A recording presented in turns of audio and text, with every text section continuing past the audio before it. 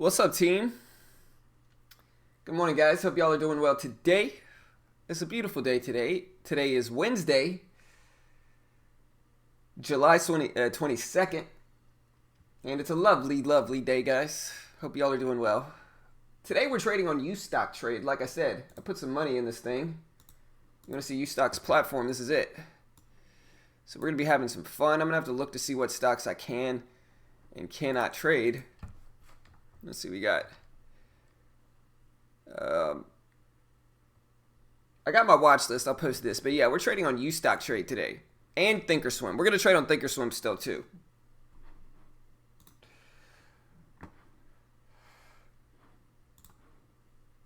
Oh. But yeah, today we're trading on Ustock guys.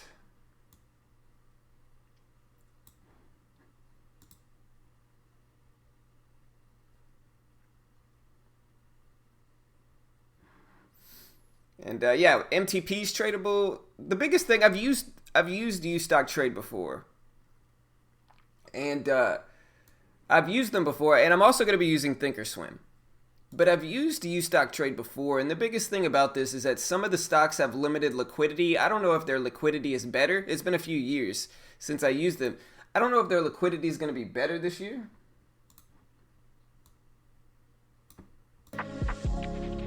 My bad, guys. I forgot the music. I'm slacking this morning. Here's the music, so I've been sitting here in silence. What's up, team? My bad, there's the music. But yeah, so I'm going to be using Ustock Trade today. The biggest problem with Ustock Trade, there's a few things that you want to understand about it, is that some stocks have limited liquidity because it's peer-to-peer.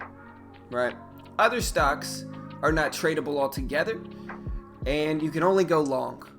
But there's instant settlement. You know, the whole catchphrase of Ustock is the T0 platform, which means it takes 0 days for your funds to settle back into your account. $1 commissions, and yeah, instant settlement. It's kind of like the Robinhood with no PDT rule. And it's regulated in the US, and I can wire money in and out of it like a bank account. My bad, guys. I'm slacking this morning with regards to the music. I'm slacking, guys. My bad, team. No.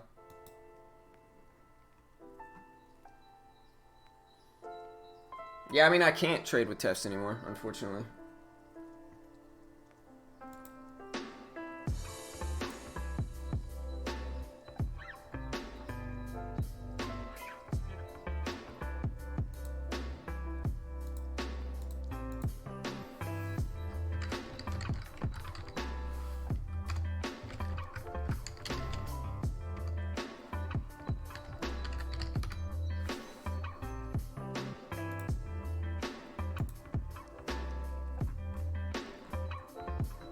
Alright, team. What do we got, guys?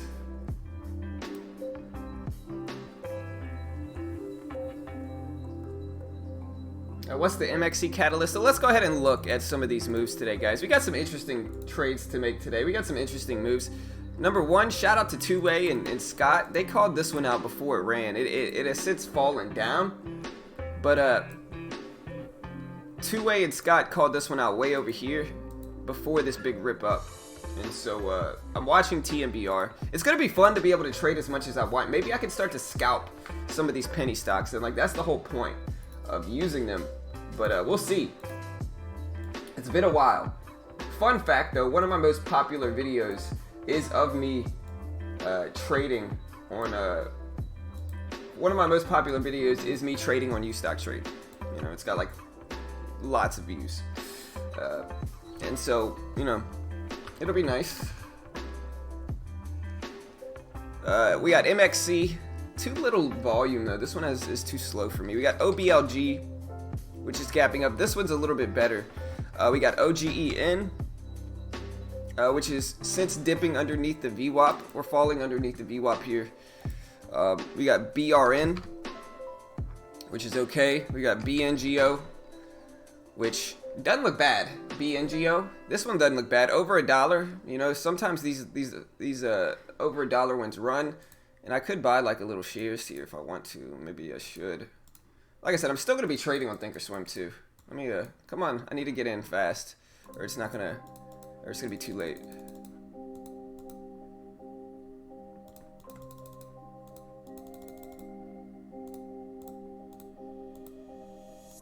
Okay. It's too late. I don't want to buy it at the highs now, guys. I gotta wait for a dip. I was about to buy it. It's too late. It's too late. I like the $1 break, and these things can sometimes go parabolic. And maybe if we get over 10, I'll consider it again. But I would prefer it to dip down here for me to buy a little bit. Just a little bit. You know, like we get a drop down to like 103s. I'm in this thing.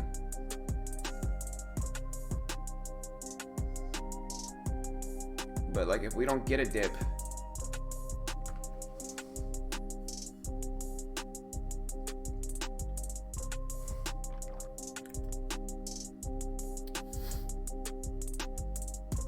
but yeah, I'm gonna go over news in a second. I'm just trying to see if I should buy this thing and get in, or if I should instead consequently wait. I like the $1 risk. $1 risk is really easy. And now that we're getting a little bit of a dip, that's good enough for me. Alright, my entry is 107. Now, only 100 shares here. We'll come back to this one, and I'm just going to go over the news and put this one up on a different chart. What's up, Annette?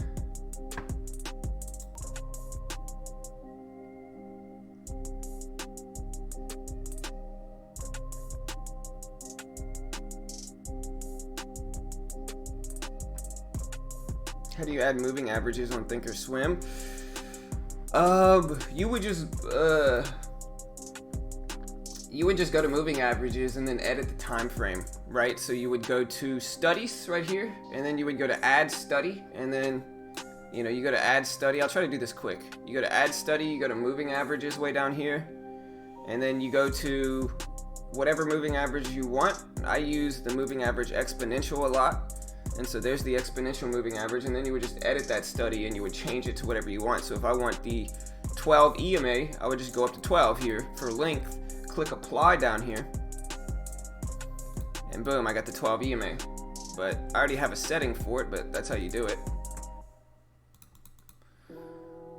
So we're break even here for this one though. We'll come back to it. But yeah, let's go over some news here, guys. OBLG is at the top of the list today. OBLG is at the top of the list. I'm holding a little bit of BNGO. But let's go ahead and go over some catalysts this morning. I hope you guys enjoyed Carol being here yesterday. It was a fun stream. I'm not seeing any news for OBLG. The latest news that came out for this one was on the 20th, but I don't think it had any news. I think it was just kind of getting pumped.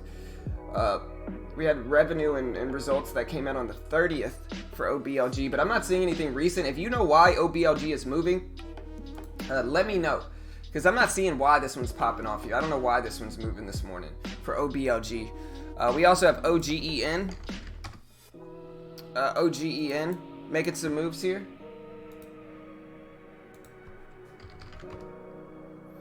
This is Oragenics, and they said preclinical study showed positive results. So they spiked the protein for the COVID vaccine, and that showed positive results. So yeah, so they had positive trial results for their vaccine, and it's moving up really nicely here after positive trial results for OGEN. Again, positive trial results for their vaccine.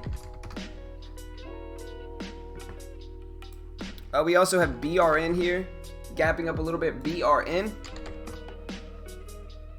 Not seeing any catalyst for this one either. If you know why, let me know.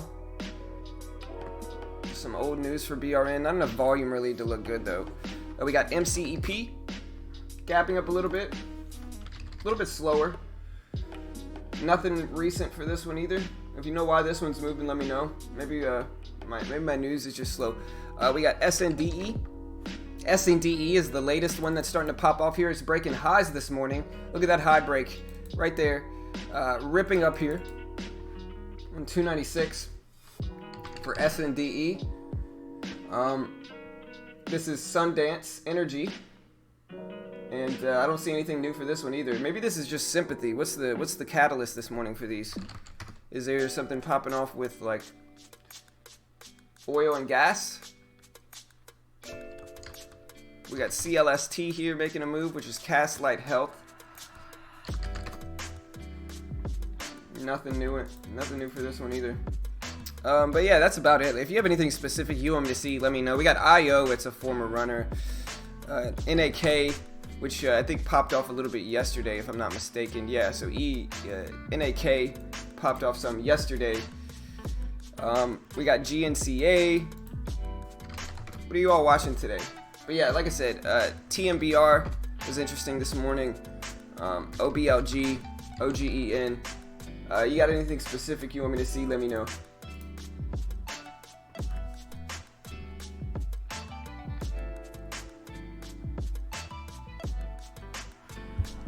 News on OGEN.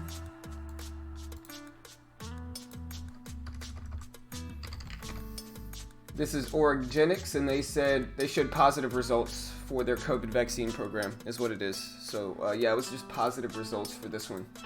We'll see what happens, but yeah, that was the news for this one. It's just positive results for their vaccine. Yeah, this one's 19 cents roughly. I don't mind watching this one. Like I said, if you're just now joining us, I'm holding BNGO. Just 100 shares. I'm about break even right now. We're just gonna have some fun with it. We're gonna see if we can see anything else here.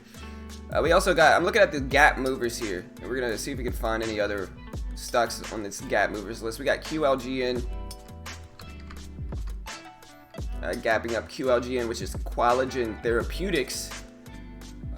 We got MXC, but the volume's pretty light on MXC. But we can keep an eye on him. MXC looks incredibly small float. What's the float? Yeah, the float for MXC is less than 1 million. And so MXC is interesting just because the float is tiny. And sometimes the really small float stocks, sometimes the really small float stocks are the ones that run the most. Yeah, that's what I'm noticing as well, Hartley. I'm not seeing any big news for ZOM. Yeah, we can look at ZOM too. SNDE. Whoa, look at SNDE. Like I said, I called this one out right when it broke this 270 level, but I had no idea it would continue running. I would love to be all like, look at me call this stock out, but that would be a little bit misleading, I think. But yeah, this one popped off up to 270, over 270, breaking highs here. We can look at the catalyst to see if it has anything. Yeah, nothing. What's the float? SNDE's float is 6.8 million, so small float for this one as well. Still waiting on BNGO, not looking that great. LKCO, NTEK. But yeah, SNDE is making big moves. It's at 324s.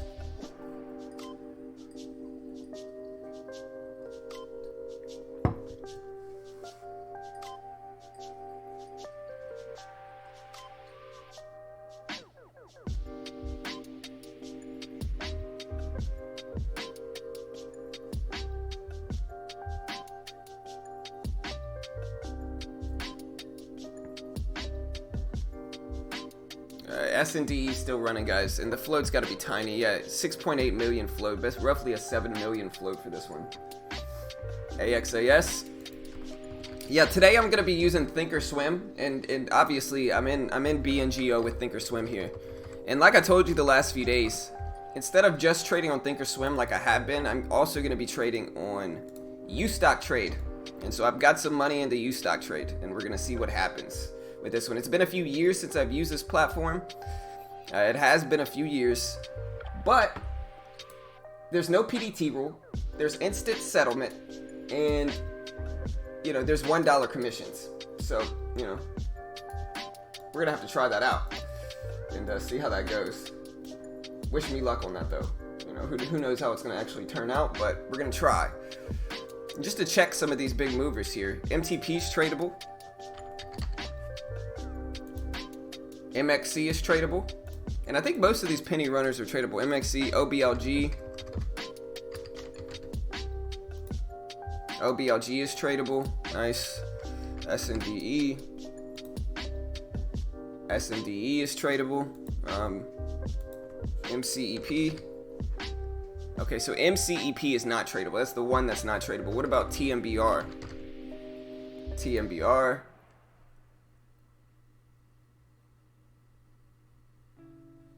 I can't tell if TMBR is tradable or not. BNGO is tradable. Okay. TMBR. I don't think Timber's tradable, unfortunately. Maybe not. I don't know.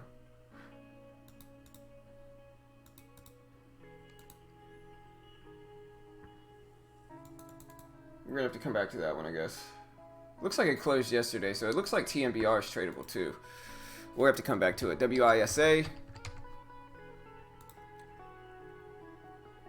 Yeah, WISA is tradable.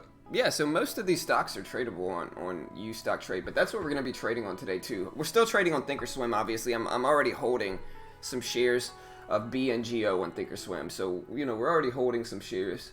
But I did put a little bit of money in UStockTrade.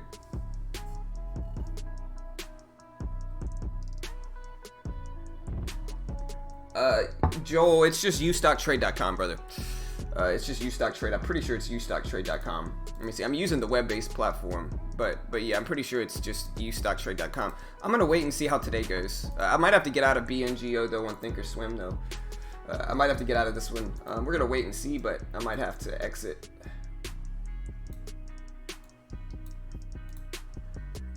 Let me try to make my chart a little bit larger here. There we go.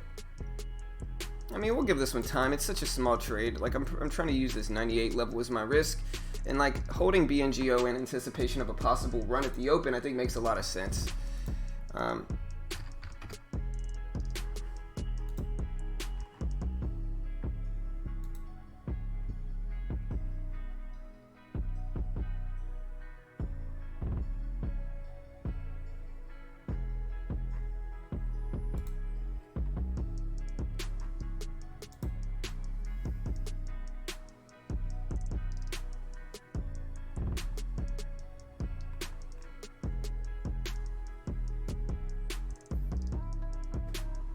Alright, guys.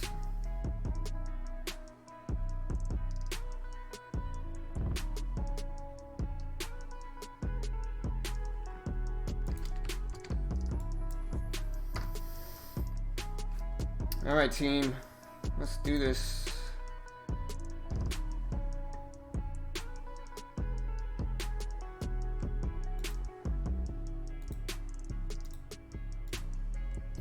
Real quick, guys, overpower the haters. Hit the like button, hit the subscribe button. We do this live every single day right here on YouTube for free every weekday morning, so smash that subscribe button, hit that like button. Let me go ahead and sell out real quick and post my links. You know.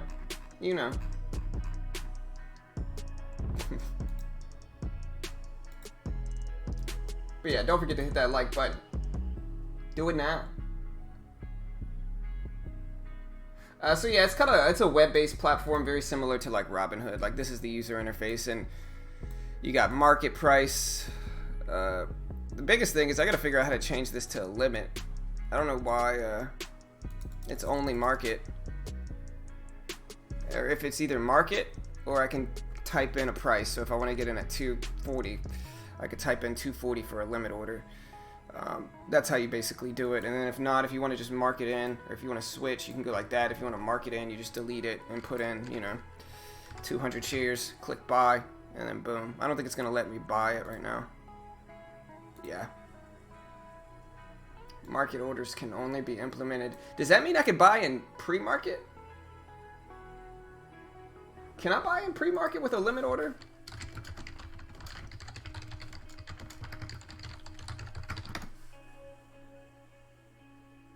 Okay, so no. Okay. I mean, I got excited for a second. I was going to say, dang. All right. Yes, so, Mauricio. Let's do it. All right. But yeah, I'm in BNGO. The SPY is down today. Just to take a look at the actual market right now. Let's get rid of this studies. Let me remove all the studies. This is the SPY today. This is the SPY right now. We are down in the overall market. Let me go ahead and go over that actual news today. Let's go ahead and go over the SPY's news. Hey, I appreciate it, Nick. Thank you, brother. Appreciate that. Yeah, there you go. All right, so the SPY is down. I'm gonna go ahead and go over a few of the major stories today in the market. And like I said, if you have any penny stocks specifically you want me to look at, let me know. I'll take a look. So we got Bill Ackman that's supposed to be on CNBC about 30 minutes ago. I don't know what he said. Pershing Squares is currently interviewing on CNBC to discuss the launch of Pershing Square Capital. He says he's bullish on the US but cautious in the market. Is short high yield credit.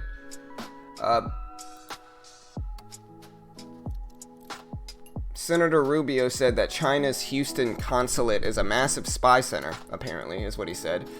Yeah, let me see if we got anything else today. We got MXC popping off on this, making big moves.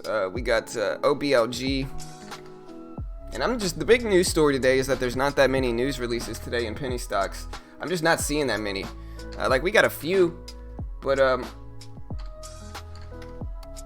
I'm gonna go ahead and read this, and this is from MT Newswires, and it says, quote, U.S. stock futures were narrowly mixed Wednesday as traders stayed on the sidelines amid the escalating tensions between the world's first and second largest economies. The Dow Jones fell 0.3%, the S&P futures declined 0.3%, and the Nasdaq futures actually gained 0.1%. On Tuesday, the U.S. government abruptly ordered the closure of the Chinese consulate in Houston over intellectual property and privacy concerns. Oil prices fell with global benchmark Brent crude down 1.2% and U.S. West Texas Intermediate down 1.4% recently after industry data showed a sharp buildup in crude U.S. stockpiles. At 10 a.m., so 30 minutes after the bell team, data is expected to show existing home sales rise to 4.8 million. So the existing home sales numbers are going to come out at 10 a.m. That's 30 minutes after the bell. That should influence the overall market. So be on the lookout for that team. But yeah, they think it's going to go up to 4.8 million from 3.91 million in the previous month. But yeah, shout out to all our subs. I heard a few just now. Costa, Nick, Flashbacks, Tony. I appreciate the love, guys. But yeah, that's the market news today. Market's down. I guess they ordered to close the U.S. consulate in Houston, and now, yeah, that's kind of how it's going. Over privacy concerns. But yeah, we got OBLG here. We're gonna see what happens. I'm still waiting on this one. We also have BNGO, which again, I'm trading on Thinkorswim. I'm holding 100 shares of this one, and we're just gonna look to see if this one runs up at the open. This one held over $1. So one thing I really like on this one is that it broke above the whole dollar of $1, and then it actually held that level.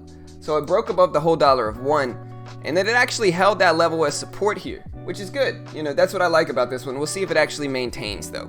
You know, that's the big thing. We'll see if it actually maintains these levels, team. SPAQ is interesting.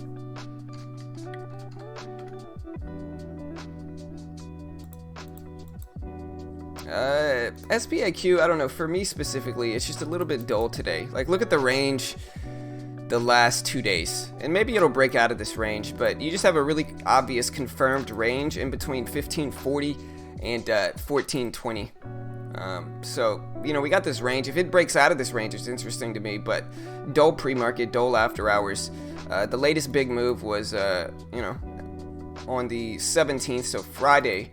And if we look at maybe a longer term chart, maybe it's going to look better. I mean, the long term chart actually doesn't look bad. We had a big run up on the 9th, and now we're kind of consolidating in a range, which is usually actually good for these big run up stocks. And so, you know, even though it's a little bit dull in pre-market, the daily chart doesn't look bad.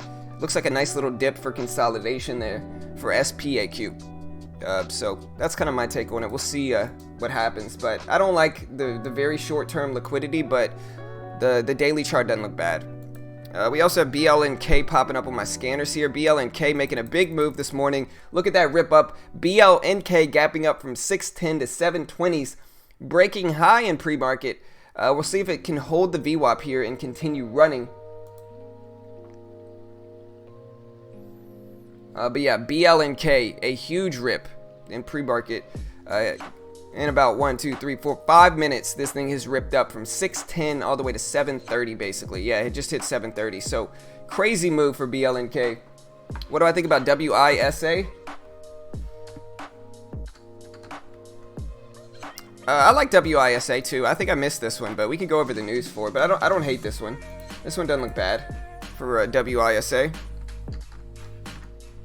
Like, not too shabby, not too bad for this one. This is Summit Wireless, and they announced Skyworth Group as their newest member. So yeah, Skyworth continues to lead the TV industry by joining the WISA Association. So yeah, they announced a newest member in Skyworth. So that's good. We'll see what happens. I'll definitely watch this one too.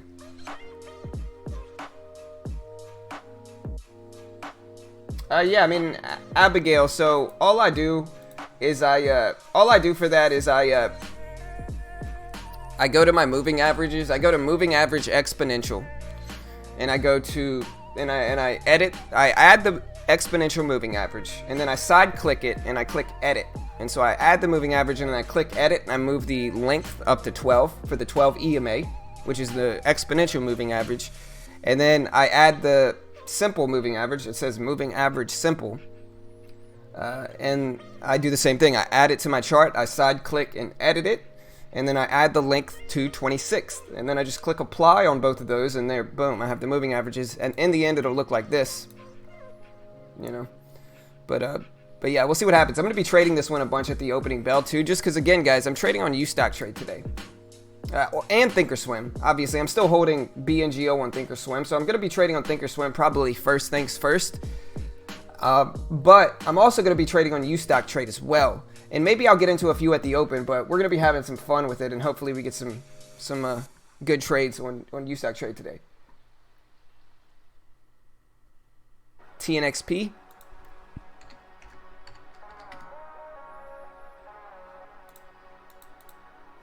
Yeah, I'm going to move these moving averages for now. It's too clouded.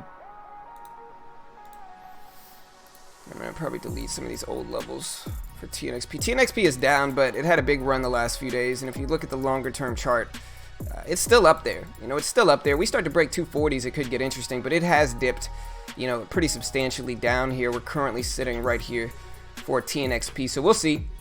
I think obviously this thing needs to hold over $1, and I'll still watch it for sure. You know, we'll see what happens there. But yeah, top watch is MXP.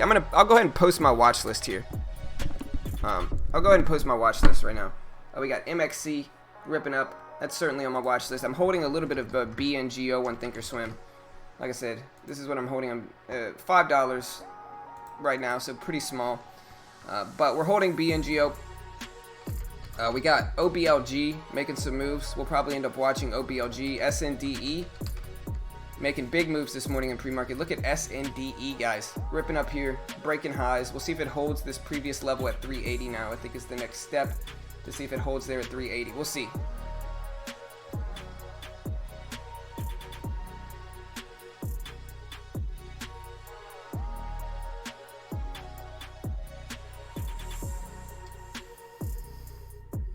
What's up, team?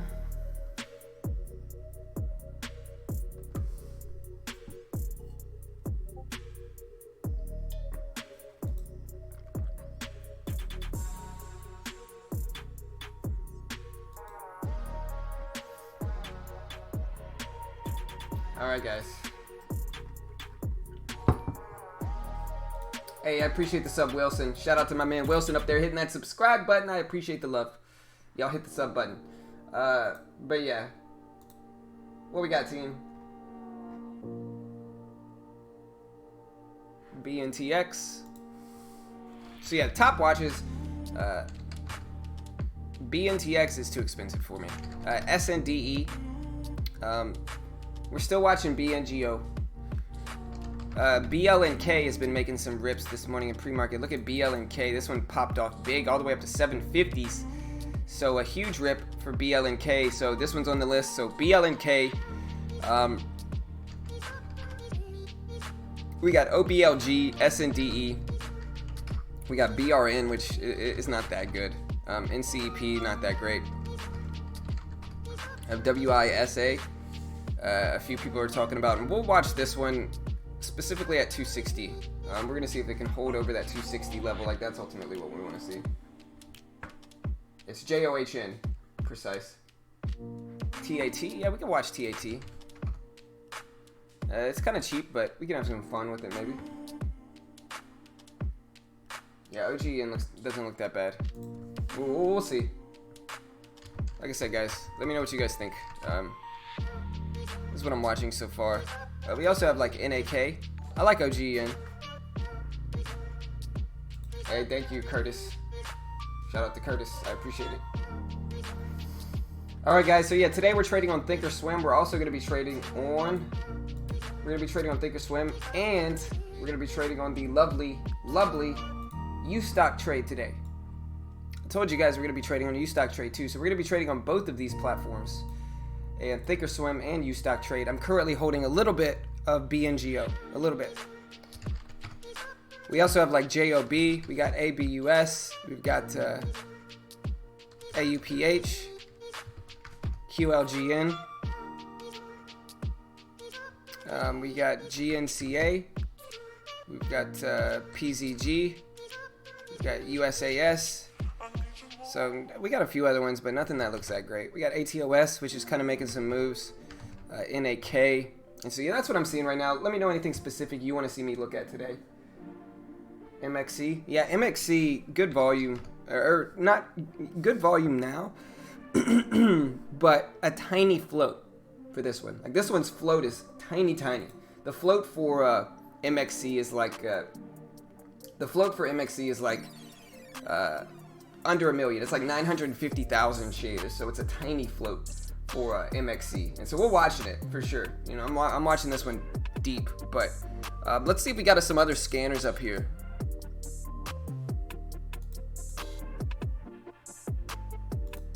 Yeah, let's bring up the penny movers here and see what we got. We can throw this penny movers list up on here too, right? We got VERB, penny stock gainers and losers today. I could throw that one up on this list. We got penny movers here. Yeah. Get this right. We got let's get that out the way.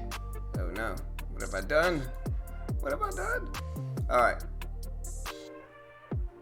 Alright, what else? What kind of other scanners would you guys want to see here? Let me see. We also have pre-market. Let's go to gaps, because I'm usually trading gaps. So we got gap movers. I like that. And then we got up gaps. I want those too. Alright. Alright, team. But yeah, look at MCP. Whoa, man, I'm deleting all the ones I shouldn't. Oh my gosh, I gotta go back here. I'm slacking, guys. I'm slacking. We got gap movers. We got pre-market movers that we could throw up here too. And then I can try to put like something at the bottom.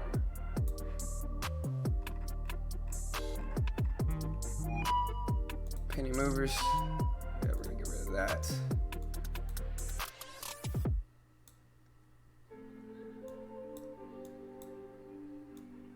There we go. What am I missing? Up in the last 5, that'll work. And then I need the gaps. Man, okay, let's pin. Okay, good. Sorry, guys.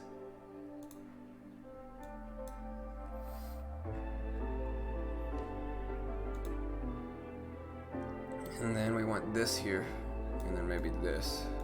Alright. Finally, we're getting it right.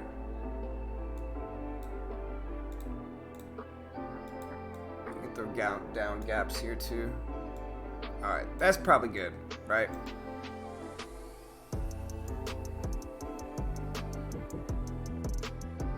That's probably good, right? I think that's about right. Alright, there we go. Alright, but yeah, MXC making a huge rip. MXC making a huge rip.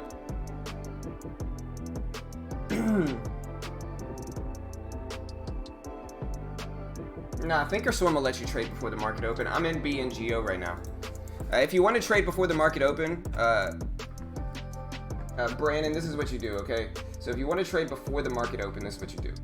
You take it, and you go to, you have to put TIF here. So let me show you a little, let me condense this a little bit more so you can see it.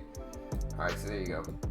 So you take it, and you go to TIF right here. You see TIF right here, and you got to change it to extended hours, because originally it's going to be on day, which means you can only trade after the bell, right? But if you change that and you put it on EXT, which is extended, then you can buy and sell. But you got to do that first. Yes, sir. Let's do this. All right.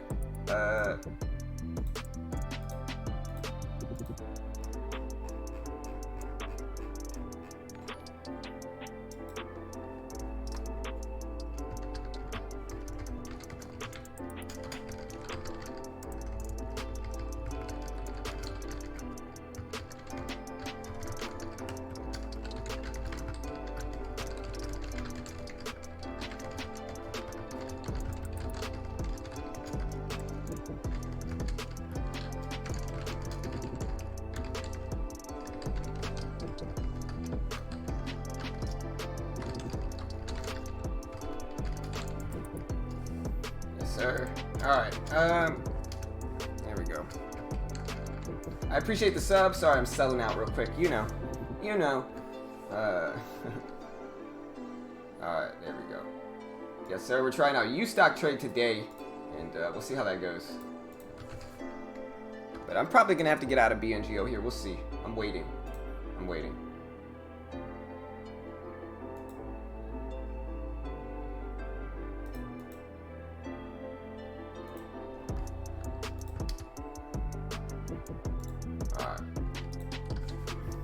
Oh no, we're dropping. Like I said, 98, 97 is going to be roughly my risk here. 98, 97. We'll see how that goes. SLV. Yeah, I got you. So yeah, iShares, which is, this must be an ETF. The ones that I see popping off right now are MXC. So I kind of got to watch BNGO on the other monitor here to make sure nothing, make sure I don't ruin this trade. Let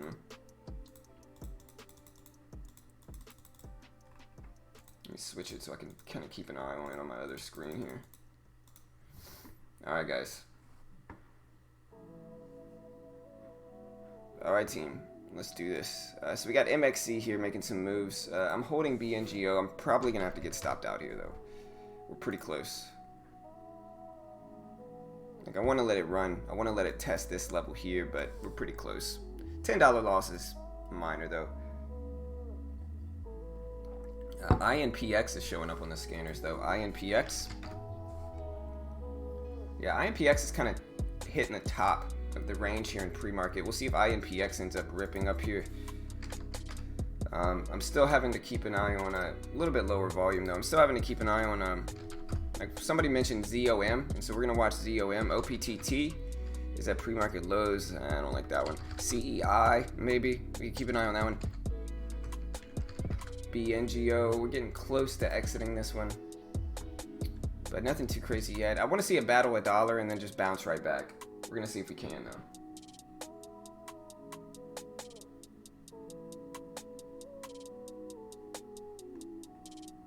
Watching OG in for a pop back. Hey, what's up, Lester? What's up, brother? MYZSZ. We got MCEP. So we got a few ones we're watching, and like I said, we're gonna be trading on U-Stock trade today. BLNK. BLNK, it's dipping down to the whole $1.07, and that one's looking more interesting. We also have INPX, guys. INPX is starting to make a big rip. It's at 160s now for INPX, so y'all go check that one out. It's making some pretty big moves this morning.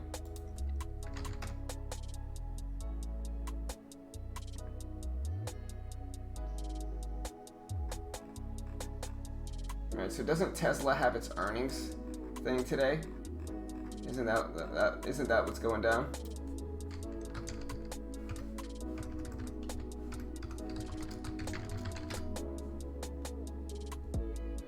Doesn't Tesla have its earnings thing going on right now.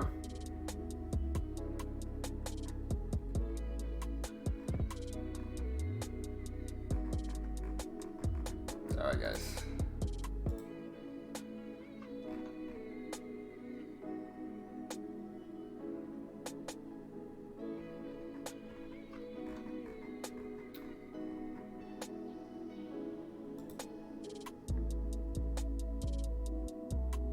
I don't know, Ty, brother. That's up to you. Using Ustock Trade, you can trade pretty much any stock or at least the gap upper list. Or is there limited stocks, since I think you said it's more peer-to-peer? So some stocks are going to be limited. I got to watch BNGO. Honestly, I completely forgot about it. But we're testing $1 now, which is good. So some stocks are limited. The way it works is like you're going to have limited liquidity on half the stocks you trade. Or not half the stocks you trade. You're going to have limited liquidity on some of the stocks you trade. Probably not half. I would think it's been a while since I used them, right? But so we're going to have to try it today. It's been a few years since I've used Ustock Trade. From my understanding of it, like I used them for a while, right? What I specifically remember here for Ustock Trade is that it's not bad. The executions are kind of okay. You know, they're not great. They're not terrible. I would relate it to like Robinhood maybe. But you can trade most of these gappers. There's instant settlement, so there's no PDT rule, and there is cheap commissions, right? There's $1 commission. It's $1 in, $1 out, so it's $2 for a total round trip on Ustock Trade. And so like with that, commissions are very cheap, really easy to trade on, and it's, you know, it's a minimalist platform, but I could just do what I always do, which is kind of stick it right here next to Thinkorswim and trade that way. You know what I mean? Like, so that's what I'm ultimately looking at doing at this point. Yeah, I'll have to check that out, Jimmy. Yeah, let me know what, we'll have to look at that when the moving average crosses over. Yeah, we'll have to check that out, brother. Yeah, we got some interesting results. I'm going to be dropping that video today. I know I keep saying that, but I'm actually finished with the video. I just wanted to wait to drop that video actually today. But we do have some interesting results from my backtesting session. We looked at, what we looked at in this video specifically, and I'm going to say this here just in case somebody else conveniently comes out with the same type of video a week later. We looked at the time of the day that the pre-market high break happened and how that correlated with success or failures, right? So we looked at when the pre-market high break actually happened, and with that, we looked at when the pre-market high break actually happened and if it was worth it or not to analyze the time of the day. You know, so we looked at like late day pre-market high breaks, we looked at early day pre-market high breaks, and we looked at the results of the time of the day the pre-market high break actually happened.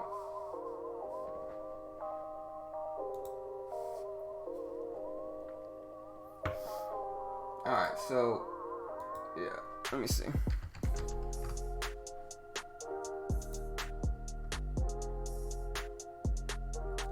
Alright, so we're gonna see over $1 what this looks like here. Over $1 is what we're actually looking at.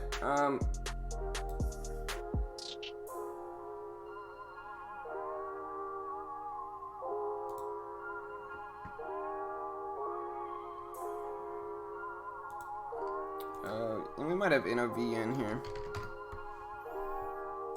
NOVN, it's gapping down, but it had such a huge run up yesterday that it's not that bad, right? So like NOVN is one that we can keep an eye on. I'm in BNGO, and right now we're just kind of hanging out. We're going to be taking obviously bigger sizing into the opening bell.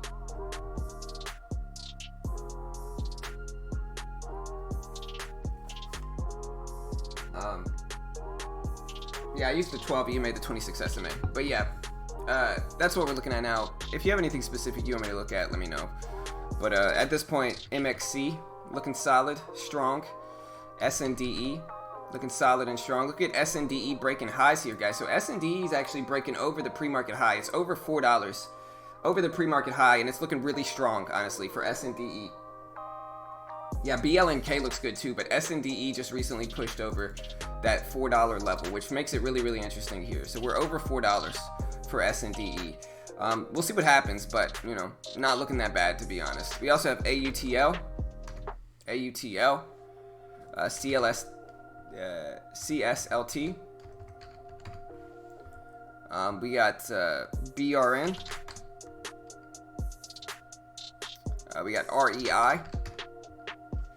REI, which is Ring Energy, is the latest runner here. It's up to 140, guys, for REI. Huge move. BLNK. I still got to keep an eye on BLNG, but look at REI here, guys. Let's see if we can find the move, like the reason for this huge run up for REI. We also have LMFA, which is at the pre-market high. That one doesn't look that good. What was it? REI. Yeah, REI popping up in the scanners. Kind of pulling back a little bit at this point, but look at these moves here. Huge rips. Alright, so the news for REI, or I don't see anything. Maybe it's late, but if you know the news for REI, let me know, because I'm not really seeing nothing right now for it. But it is pushing up here. Again, we also had SNDE, which was breaking highs here as well. Look at this one. It broke over $4, broke over the pre-market high, and then actually held that level as support, which is a good a nice indication of strength. Another thing somebody asked me to test, and this is something that we could look at, is the moving average crossover in pre-market. Was the next thing somebody asked me to test, right? It was the crossover in pre-market. I don't know if I like it, because like you get stuff like this a lot in pre-market, you know, fake out here, and you just get a lot of crosses over and under. I think the best time for a moving average crossover is in that first 5 minutes, right? You get a crossover in that first 5 minutes, it can be incredibly profitable. But, you know, you got to get it in that first 5 minutes, I think. That first 30 minutes especially.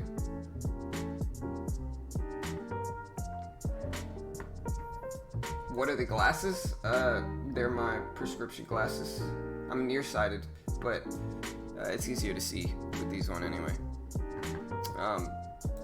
But yeah, they're just my prescription glasses, bro. I don't really need them that much, but sometimes I'll wear them.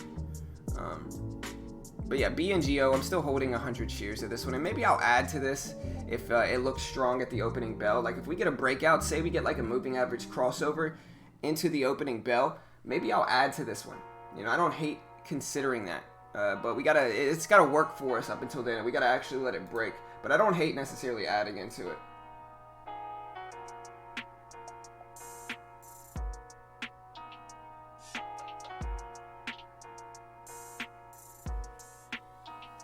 What's up, Eric? Is pre-market trading only for retail trading? Big boys start playing at 9:30. I mean, so yeah, if you want to compete with the big boys, go ahead and trade at 9:30. You know, that's smart logic. But if you want to take advantage of retail traders, go ahead and trade in pre-market. It's up to you, though. Like I said, one thing, I'll tell you this.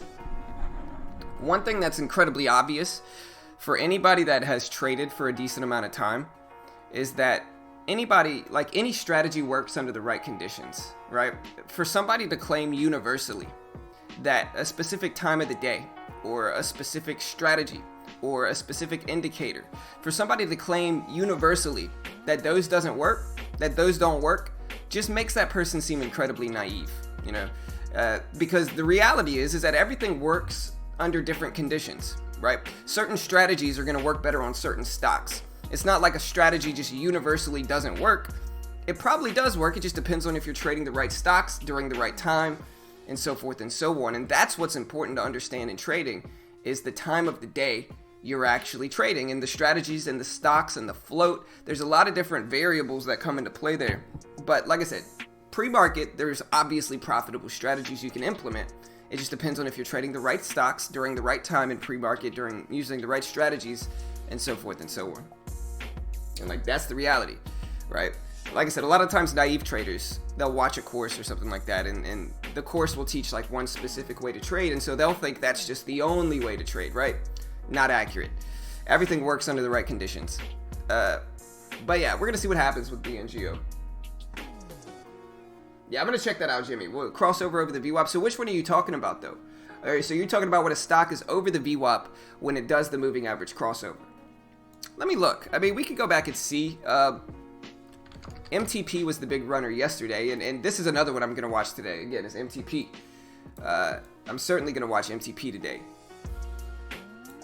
And so, all right, so let's get the VWAP in here and see if what you're saying is correct. So you're saying that moving average crossovers that happen above the VWAP, indicating a bullish move, so are ultimately more profitable, correct? So let's see. Right, so we got the crossover here above the VWAP. It's dropping the stock though. Alright, so here's MTP yesterday. So this crossover happened actually below the VWAP slightly, and it ripped up big. This one happened above the VWAP, it ripped up big. So this is really what you want to understand, okay? And this is what I think is important. This is what you want to understand about the VWAP in general.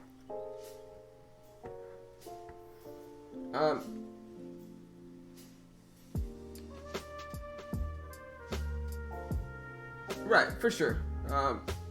100%. And like I said, I'm not criticizing anybody. I'm not talking to anybody in particular. Like Philip wasn't saying that the big boys play, or like Philip wasn't saying that you can't trade in pre-market, right? He was asking a question. And so don't misinterpret me just talking here that I'm attacking anybody. I'm not even talking. Philip asked an honest question, number one, just to kind of defend him a little bit. But you got to understand that, right? Everything works under different market conditions, right? So one thing I'll get a lot is like I'll post the strategy to Facebook, or I'll post the strategy to Discord, or I'll post the strategy to Twitter, right? And somebody will respond and they'll say that strategy doesn't work, you know, or that indicator doesn't work, you know, or that strategy's less than 50%. And it's just kind of like my response is always the same. I tell them, well, I think you're a little naive. You know, like strategies work with different stocks under different market conditions during different times of the day, right? And to claim universally that a strategy just doesn't work shows naivety, or naivete, however you want to say it, right? I just rather say naivety because it's easier. Naivete sounds snooty, but it shows that you're being naive, team. Like I said, understand the difference between stocks, right? Strategies, everything's going to work better. And from somebody that back tests consistently, you guys see my backtesting videos, different stocks are going to completely change the outcome, right? Different type of stocks, different sectors, different floats, different prices. It's going to completely change the outcome. But yeah, so I think, but anyways, going back to what I was originally saying here. Going back to what I was originally saying with this, guys, is that what you want to understand about the VWAP specifically, and again, this is one of those things where I all of a sudden saw a bunch of people start to talk about this too. But I've been making videos saying this exact thing for 2 years, right? The VWAP takes into account volume, right? The VWAP talks about volume, right? It's the volume weighted average price. And so with that in mind, if you really think about that, the farther a stock's going to move away from the VWAP, the more extended that stock is ultimately going to be. Right, so let's take MTP here, and let's even remove these moving averages so you can understand what I'm about to say. And this may be the next thing I can backtest. But you see how the stock gets really far away from the VWAP. Sure, that shows strength, but it also shows extension because volume did not follow that stock up. You know, the volume didn't follow the stock up, and so what does that tell us? It tells us that it's a little bit more extended at that level. Right? And so I think another profitable way to approach this moving average crossover strategy is to look for stocks that are really extended away from the VWAP, whether they're really below the VWAP to indicate extension on the downside, or whether they're really above the VWAP to indicate extension on the upside. Looking for the crossover to happen, for instance, the downward crossover that indicates bearish moves, look for that crossover to happen way above the VWAP, you know, and to see if that correlates with a big reversal back down, you know, and see how extension relative to the VWAP is relevant to the crossover in general, right? I think that makes a lot of sense to approach it in that regard, and I think that might be something I test from now on. But I think if you catch a crossover like right around the VWAP, it could indicate some strength. Like if you catch it right above the VWAP, right? But if you catch it far, far above the VWAP, I think that's going to be a little bit more sketchy. But I could be wrong here. Like I said, this is just a theory, a hypothesis, if you will. You know, and I don't actually know what the result's going to be here. I'm just kind of brainstorming different things to backtest because that's what I do, you know. Right. Yeah. Naivete, you know. Snooty. I'm going to say naivety. You know, that's easier. I know it's naivete because it's French or whatever it is, and you know, people want to sound snooty, you know. Alright, But yeah, that's the interesting dynamic, and maybe I'll take a look at that. Watch. You know who's gonna throw out a video right now on that same topic, you know? I'm gonna have to clip this stream if he does. But yeah, BL and K, rip it up here, making big moves.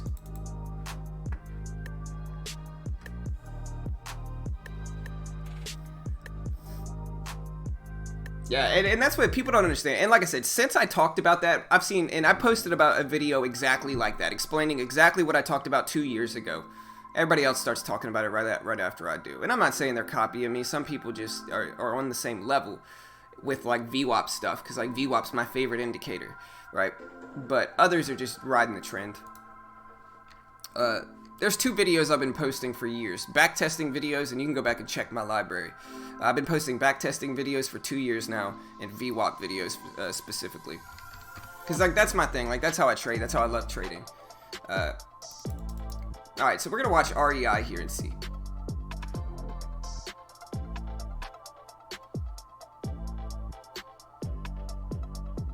T-minus 10 minutes, yes sir. I've never heard of them running. SNDE, is it ripping?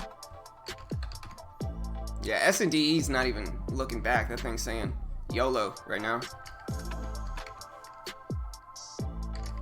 Now we got SPI here making a huge rip. Look at SPI, guys. SPI is making moves. Look at this move right here for SPI. Huge rip. Over 190, up to $2. SPI, guys. Huge rip right now.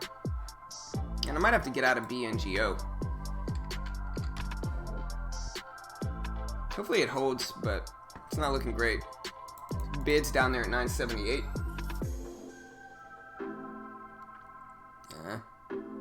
I'll let it try to hold. Alright, we got a little bit of a bounce up. Like I said, we gotta watch this one. Alright, we're at 99s. We just need to hold over this. GNCA? Yeah, we can look at GNCA. GNCA is coming down. Like I said, I'm gonna watch APT today, just because, or not APT, what was it, MTP?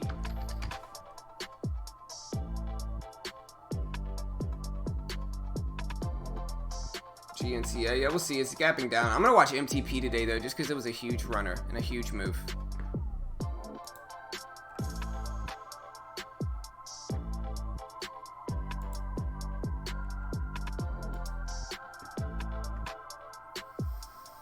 Alright guys, so let's do this. OGEN guys, OGEN. I'm gonna have to get out of this. Oh no, I gotta put the bid up. Oh no. Sell bid. And alright, $10 loss there, we'll be alright. But look at OGEN.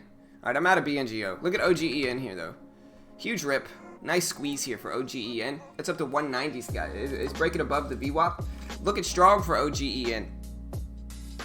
So we're getting some nice moves for this one. SPI, though. Remember, guys, SPI, the other one I talked about just now. SPI is starting to rip. It's at 204. It's at 204. And so we're at 128. We're pushing over 204. We're going to see what happens there.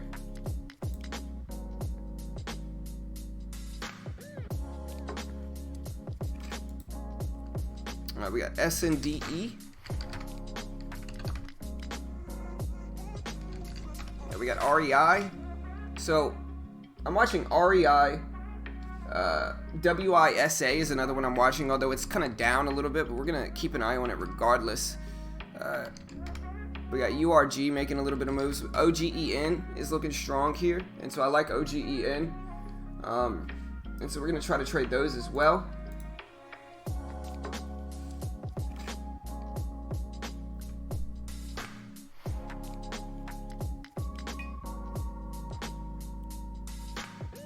We're at $2 for OGEN. We'll see if it actually holds here. GNUS is ripping from a dip. So we got GNUS making a big move here. It's at 210. Yeah, that one's huge. Look at GNUS, Genius Brands. Shaking out the weak hands. You know, shaking out the weak hands. NIO.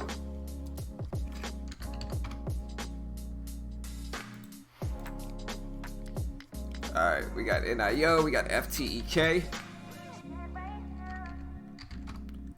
VVPR, we got OGEN. So yeah, OGEN, MTP. I'm gonna build a watch list of all these recent ones, but OGEN, if it breaks over 212, I think that's really interesting here. OGEN, if it breaks over 212. Yeah, and SNDE, I'm looking at a bunch. Like I said, guys, we're going to be trading on Ustock Trade today, too.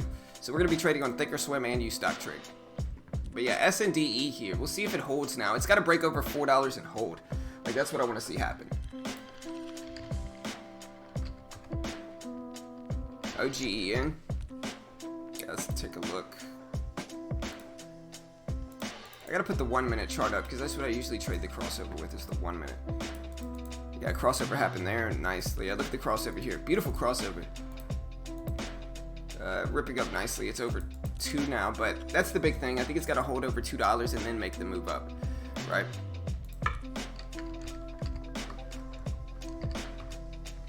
But yeah, we're watching Genius Brands here. We're going to see, but we're watching Genius Brands.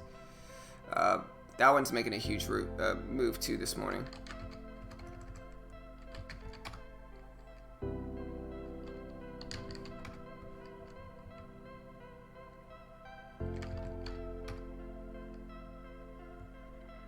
Yes, sir, guys. We got 4 minutes. Let's do this.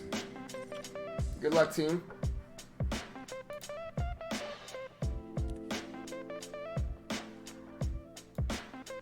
Let's do this, guys.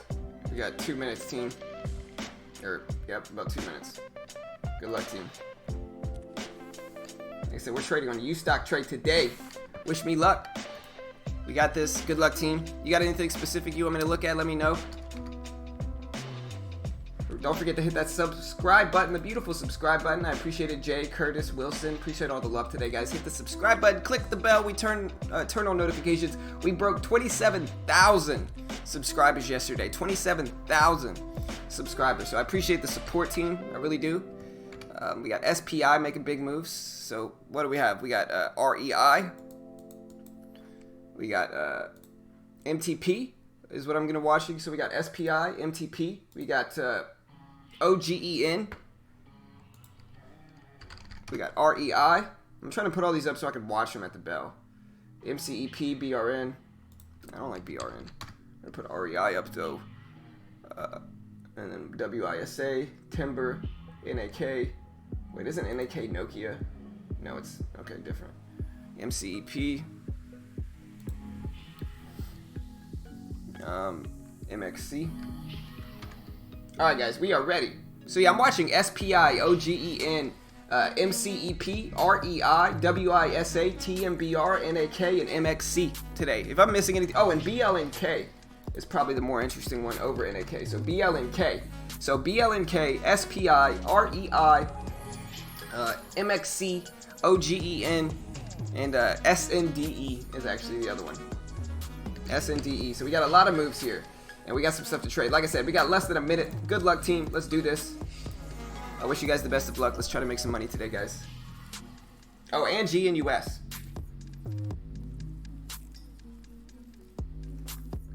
All right, let's do this. Good luck, guys. Let me get this ready. Let me get all my scans up. My scans here. All right, we got the high of the day momentum.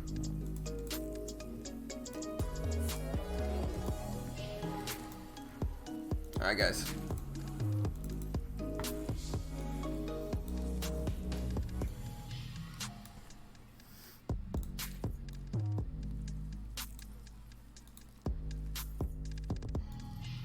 I'll try to put this up so we can get like a bunch of scanners up here today too. Alright. Alright, guys. Let's get this active trader up. Alright, guys, let's do this. Yes, sir.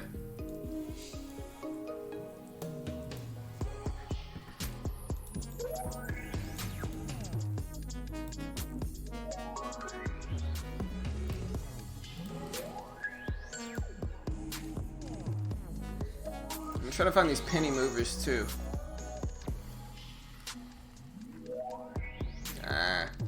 nothing. All right, guys. Good luck. There's the bell. Let's make some money today, team. Good luck in the markets, guys.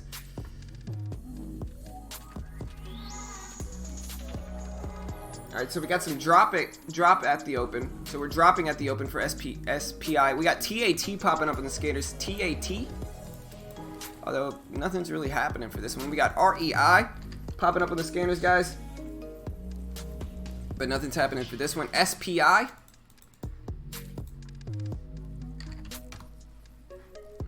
Everything's dropping though. Alright, most of the stuff's dropping. Look at SNDE. SNDE might be the one that's not dropping. SNDE is making a move up here. SNDE, guys. SNDE.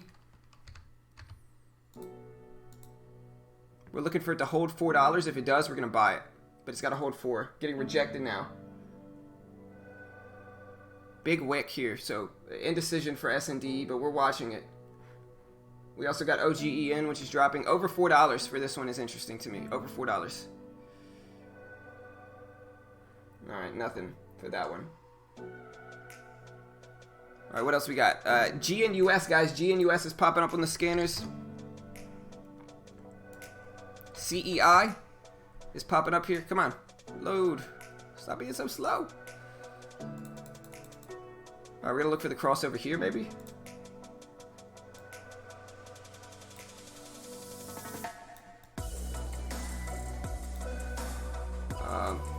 We're looking for the crossover for CEI, maybe here. We're also watching some of these other big moves.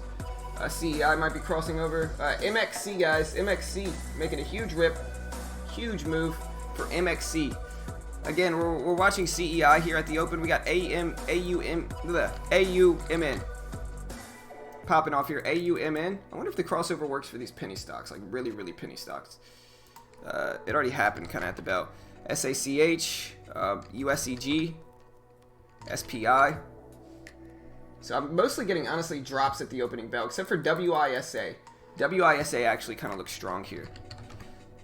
So if you see any moving average crossover, let me know, because I'm still kind of peeping these out and waiting. GNUS, nothing.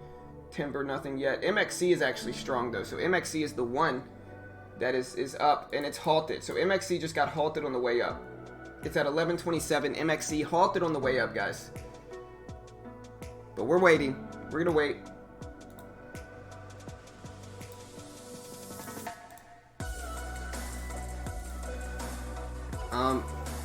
I'm watching GNUS here, and I'm watching WISA. I'm watching SNDA too, and then Timber, TMBR. We get the moving average crossover here on TMBR. I'm going to jump in this one too. Hey, I appreciate the sub. STM, thank you. Or SM, thank you. I appreciate that. OGEN, guys. OGEN.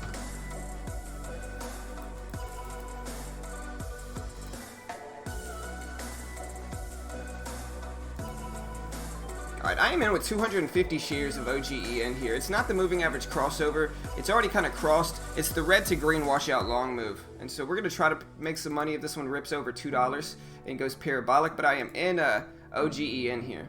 I'm in OGEN. We just want to see it over $2. We want to see it hold and rip over $2. That's the next step for this one. Hopefully we make that move. We're right around $2 now. There we go. Let's see the rip over. There we go.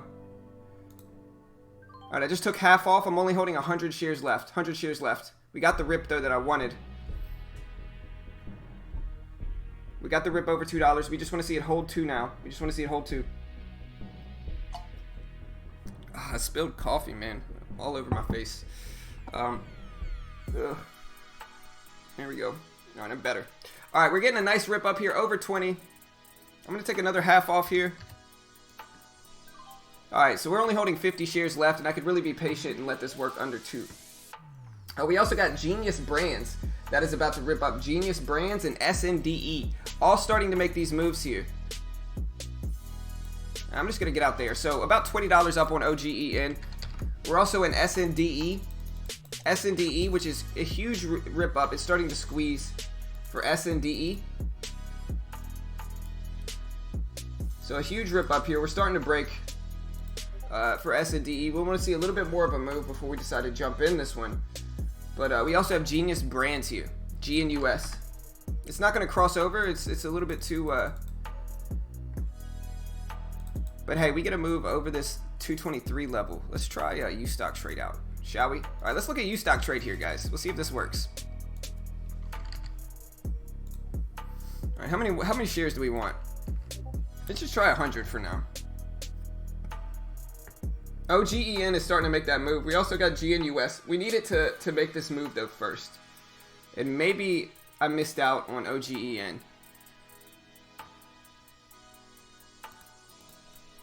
Alright, Genius doesn't look good anymore.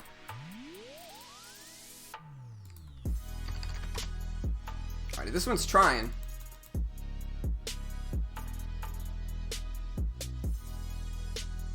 Timber is breaking down here. We're also looking at BLNK on my scanner right now. MCEP is popping up. MCEP. This one's making some moves. Look at MCEP here. Just not that much volume, honestly. We got CAN. We're going to try U-Stock trade today. Ooh, look at this one.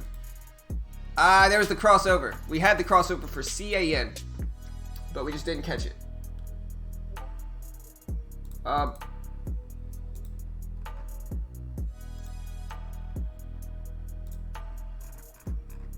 We just didn't catch it.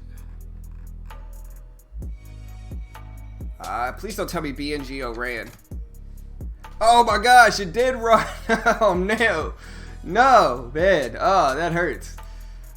Oh, I'm sorry for yelling, guys, but I was holding this one in pre-market, man. It ran all the way up to 116. How terrible, man. How terrible. It hurts. It hurts. I mean, I'm still green on the day, but that hurts. I'll be honest. That hurts. BNGO. And it had the crossover, too, at the open. Beautiful crossover. And that's what I said. In the first 10 minutes, look at this crossover. And then look at this rip up here. That's what the crossover is all about. Alright, good. I got out of SNDE. Good.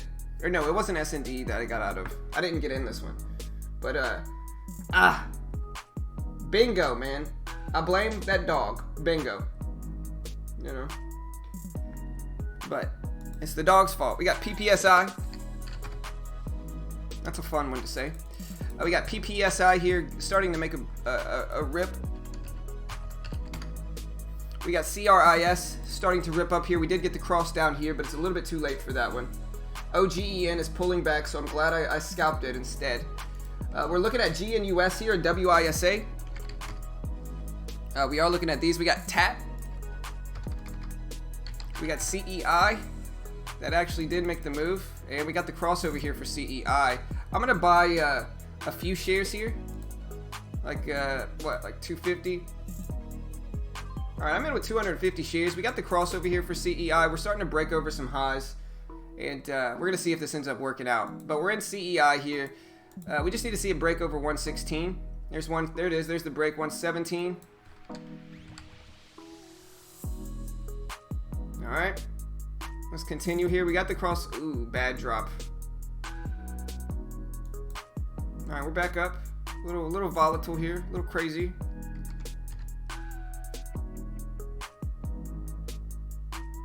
We're about break even though. We're not doing too shabby. We just need to hold up here and rip. We're going to give it that time. BLNK, guys. BLNK did pull a move. Let me see if it crossed over here. Not yet. The crossover is about to happen, I think, on BLNK, though. So we're going to watch this one on U-Stock trade. All right, there we go. There's 17s.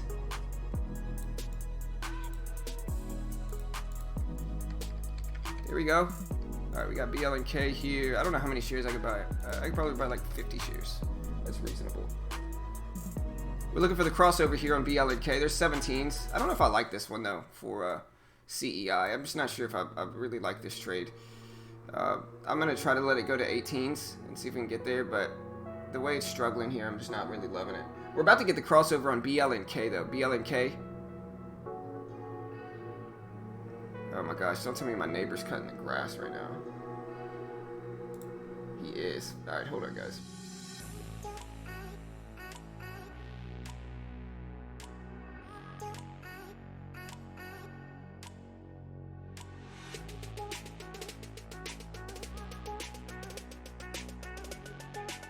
Sorry guys, my neighbor's cutting his grass, but we're at 118s for CEI here.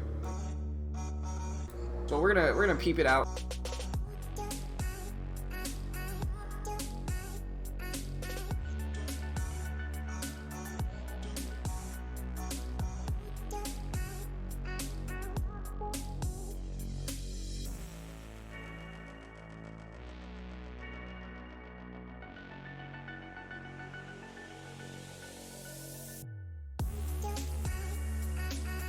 Alright, he's kind of done. Hopefully the music drowns him out a little bit. Alright, BL and K quickly reversed, so we never actually got the crossover there. Come on. Don't do this to me like this, CEI. Don't you do it.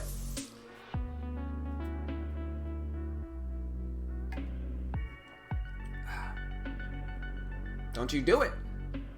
It's doing it. There we go. Back up to 17s. The spread's just nasty here, though. This is oil. This is an oil stock, if I remember correctly. I'm trying to be patient. We're gonna... There we go. I'm gonna try to get out of this one if we can. There's 16s. 17s. Okay. So volatile. I don't like this. Maybe I should have exited right there. What else we got? We got USEG, GBR popping up on the scanners. GBR. I'm trying to be patient with this one, but that's just a little sketch for me. GBR making some big moves, though. Look at GBR, guys. GBR, big run, big move. Yeah, this is my fault for just talking myself out of exiting it a long time ago. Alright, boom. I got out for $1.63 loss. I don't care if it runs. It's too sketchy. It's too crazy. It's too volatile. The spread is too big and it's too choppy. It could rip out here. We got the moving average crossover. I don't like it. I'm moving on. Regardless, if this thing could run up to $2, and I wouldn't even be mad just because it's just too choppy. But we got GBR here making some moves. We got GBR here making decent moves. This breakout up here was really nice. And look, we got the crossover right at the opening bell, which has been the strongest indication of strength. MXC is resumed. We got MXC that's resumed. I still haven't taken a trade on Ustock trade. I think I'm kind of stalling, but let's try. We'll see what we got for Ustock trade. We're going to try to trade here on Ustock trade and see what happens. Yeah, MXC is back. Hey, I appreciate it, Erica and Jay. Hey, people, great minds think alike, guys. Glad y'all appreciate the music. The Duke in here hating on us. MXC, yeah, MXC is going crazy, but it's also super sketchy. TAT making a huge rip here, and I'm curious to see what the moving average crossover, which we did get here for TAT, would be like on these really cheap stocks. Like if they would be, like if the float is tiny, I wonder if they would be more volatile and they would work better for the moving average crossover play.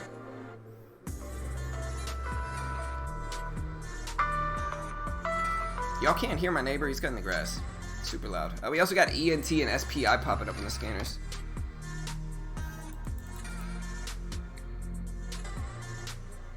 Now, SPI doesn't look that bad here. Not that bad.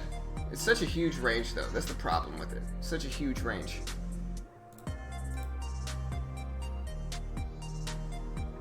Yeah, that thing was crazy, James. That thing was crazy. GNUS. Yeah, GNUS. If it crosses over, though, it's crossing over on the downside, which is going to indicate weakness is the problem for GNUS. So, like, yeah, if it crosses over here, it's actually the worst crossover, which means it's going to go down. Maybe. You know, you never really know, but that's the big thing with it. The one that it looks like that might actually cross over here is SNDE. Like, look at SNDE, guys. It's starting to make this move. And if we get the crossover here, I'll probably attack it. But I got to scale down big with this one because it's a big... It's a big mover here. Alright, so we're checking out SNDE. We're going to look for like 50 shares here. We're going to just try to market in this thing if it does cross over. It's trying to break these levels. So, here we go. We're trying to break 4 for SNDE. The float's got to be tiny on this one. What's the float? The float is 6 million. Yeah, very small float. But it's trying here. Alright, I am in, I believe. I am in SNDE. Alright, I'm up. Oh my gosh. Get me out of here. Oh my gosh, I was up huge. What happened? I'm so nervous in this thing, man.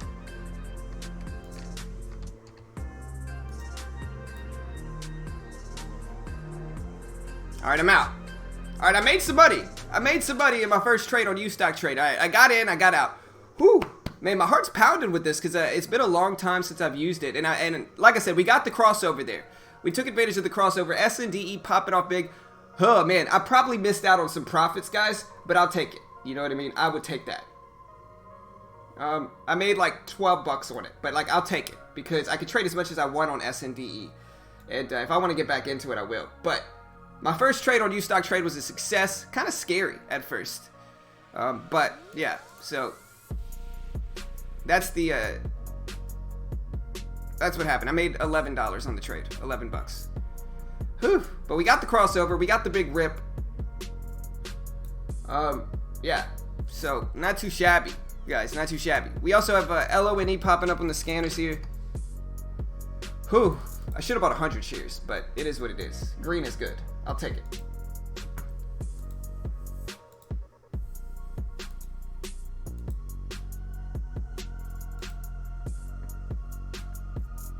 We're still looking at GNUS, LONE. Now, the hardest part of Ustock trade, if I'm being honest, is just trying to manage your position sizing in trades, right? Like, that's the hardest part. So I made $15 actually, minus the commissions. Okay, so that's what it is. I made $15 on the trade. I profited $13 net, is exactly what it is.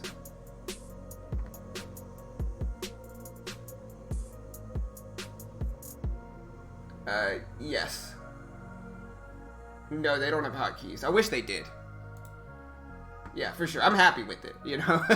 It's nerve-wracking, like, trying a new thing. But like I said, SNDE, the crossover happened. And it's just like I said, guys. When this crossover happens, and I know I missed out on some profits. Like, as soon as I exited this one, I knew I missed out on a little bit.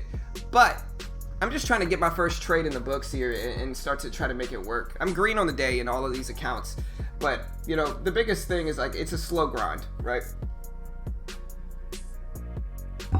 And we'll see. But yeah, I got it. So, and I knew I missed out on some profit here, but we made it, and you know, we did it. I'm looking at BLNK. BLNK is starting to move up. V-Ray is popping off. V-Ray, and then we got BLNK, which is starting to make some moves.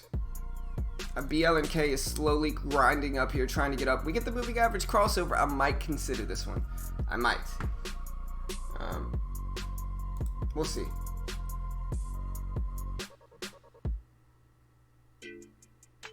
Yeah, for sure.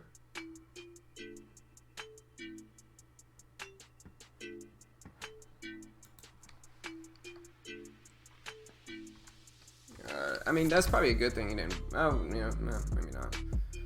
Alright, but we did get the pre-market high break here for SNDE. And so, yeah, I think one of the things that we're talking about is that red to green moves over the pre-market high and then break as the crossover happens are going to be super strong.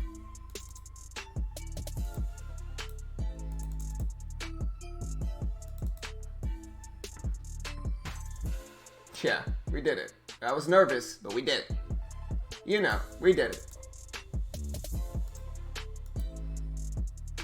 Yo, John, I was nervous for you. Hey, thank you, Astrid. I appreciate it. Yeah, like I said, we're trying here. You know, we're trying. We're gonna get used to it. It's gonna be a little bit, but we're gonna get used to it. USEG ripping up here. Pre-market highs are up there at 840 for USEG.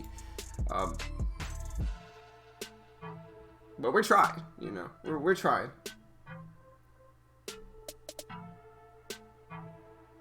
But it was green, you know, and green is good. I'll take green.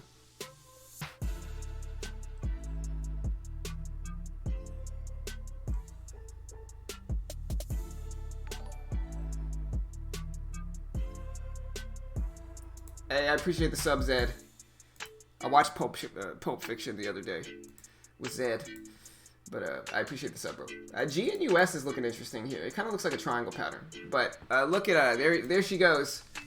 SNDE. There she goes. She tried at least, but she got rejected. So yeah, I'm not really seeing anything popping off right now. Maybe E and T, but S and DE is definitely one everybody's watching. USEG looked okay, but a huge drop.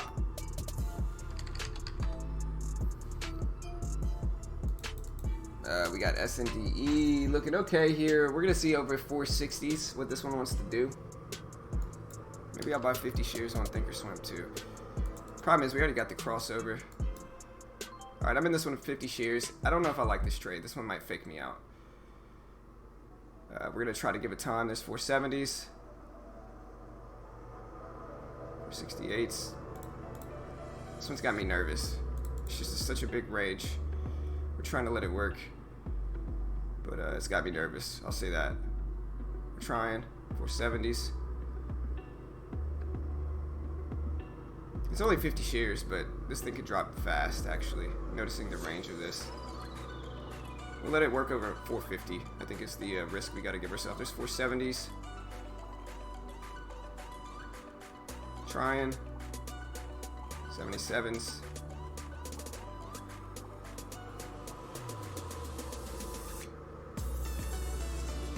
Let it work.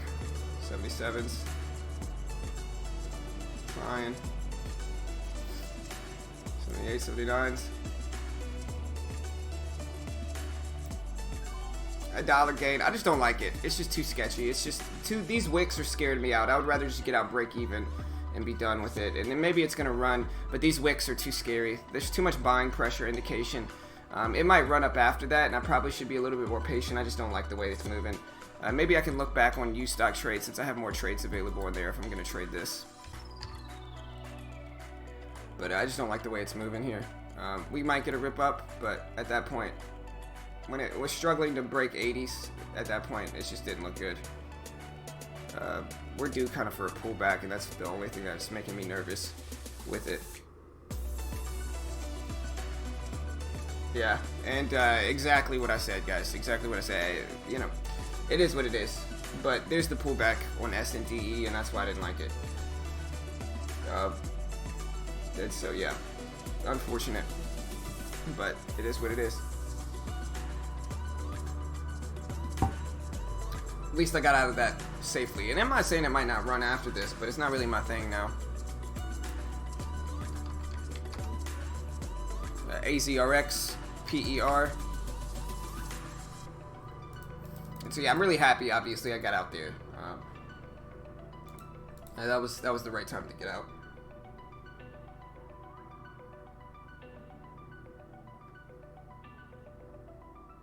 Trading fees were high on U-Stock trade? Nah, U-Stock trade dollar commissions. Thinkorswim's free commissions.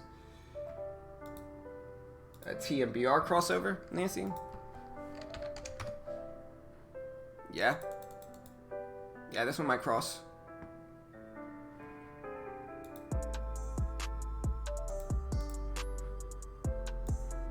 We also have BLNK that just crossed over. BLNK.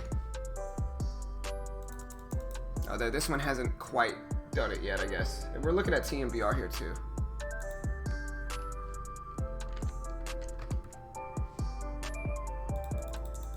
Yeah, TMBR is getting close though. Let's bring some of these up.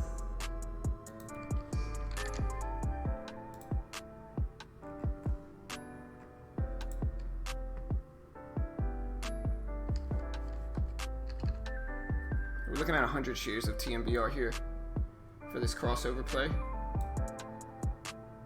Although it is a little bit late for the crossover to happen, honestly. The only problem with the TMBR is the liquidity. BLNK just crossed over too.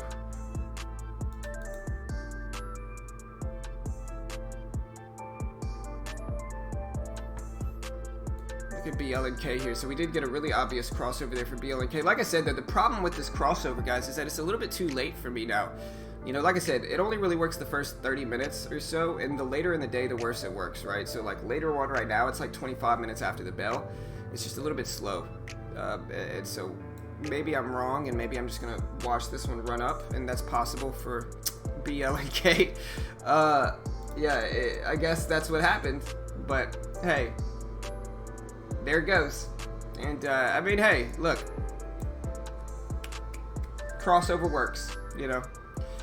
And, people always ask me, right? People always ask me, how do you find the moves before they happen, right? That's probably the most common question I get. Number one is it's kind of impossible, but one of the ways you do it is by waiting for the crossover to happen, right? And look, there's the crossover. We got the crossover right here. And then look at this move. Boom. Huge rip up. So it looks really solid there.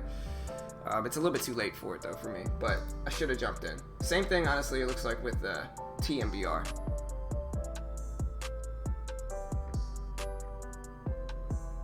You know, we're going to take a little bit of TMBR here. We're going to buy 100 shares. And we're filled. Okay, so we're in. What I like about Ustock trade is that it puts the commission already in there. So like it automatically puts the commission in when you trade in your P&O. I'm pretty sure it does at least. Alright, I am in TMBR. Not really loving life with it, but we're in it. WKHS.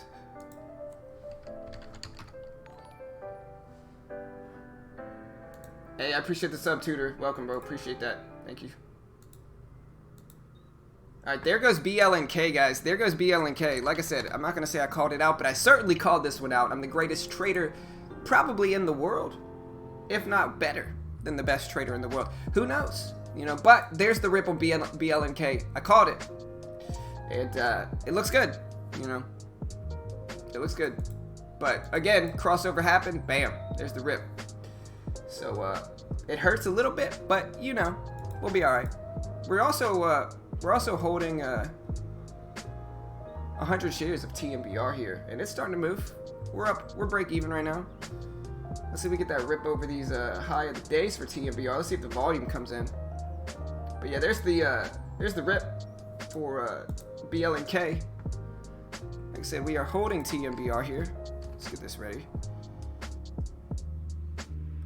All right, we're up $1.41, team. You know, we're doing things, but look at BLNK. And we got a drop for Timber. We'll give it time. Yeah, it's legit, Felix. Go watch my latest video, Aman.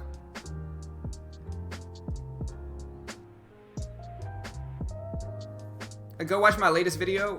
In the video, I talk about... the video is titled... the best or the easiest moving average crossover, because it just works super well.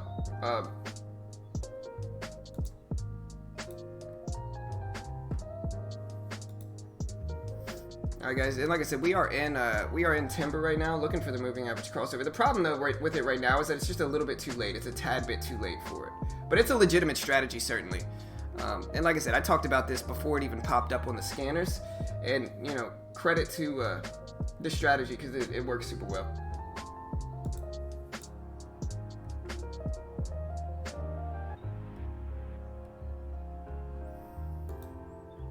SNDE, yeah, SNDE starting to drop. It's at $4 now.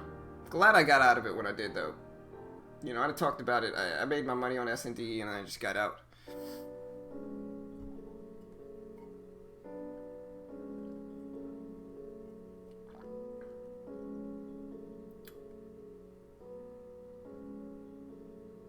But I'm in Timber here. We'll see what happens. I'm watching it. I'm also looking at a GNUS.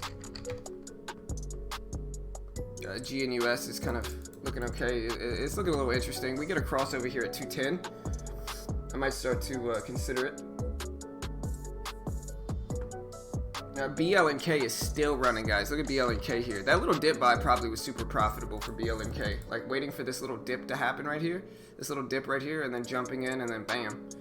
Catching that. That looks like a profitable approach.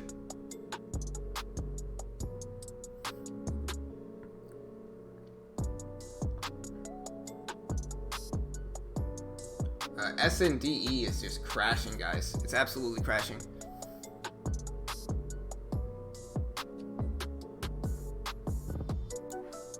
OEG. OEG, guys, is ripping up. PPSI has been moving a little bit all day. We got BL and K. Yeah, I'm probably gonna get out here.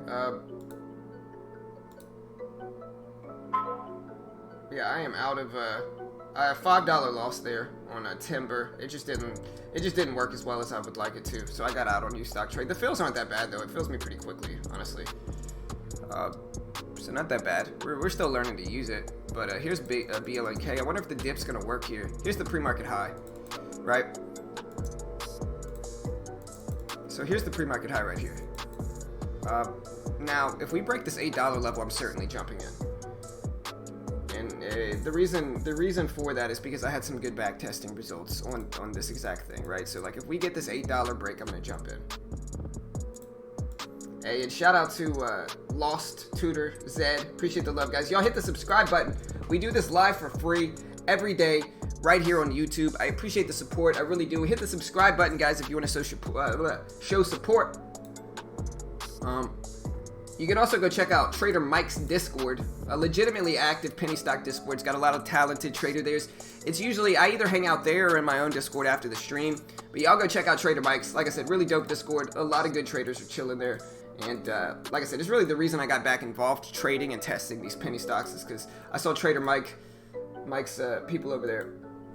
And like I said, they're legit. And so here's the link for that in the chat if you want to check it out. Alright, so yeah, we're waiting for BL and K to break over $8.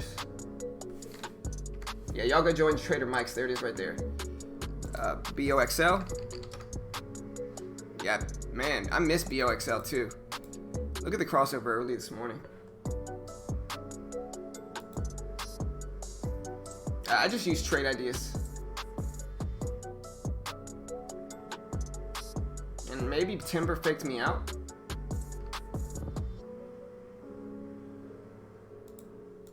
Maybe TMBR faked me out. Maybe. I mean, we break over that level, I'm going to jump in probably.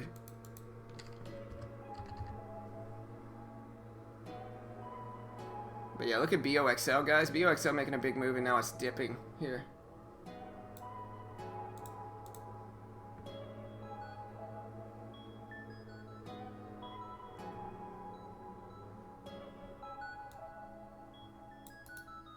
INUV.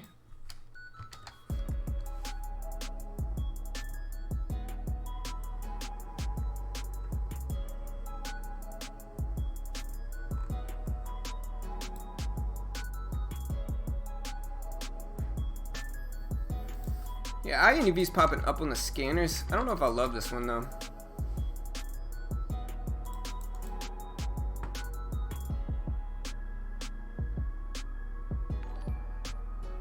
Hey, thank you, mister. I appreciate it.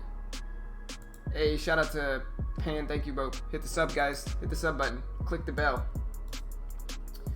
So yeah, what I'm seeing now is MXC is starting to make some moves. MXC. We got PPSI on this list. We got SNDA. And I think, I probably think TMBR faked me out here. Looks like it did. Barely faked me out by like 1 penny. Luckily, it's U-Stock Trade and I can trade as much as I want.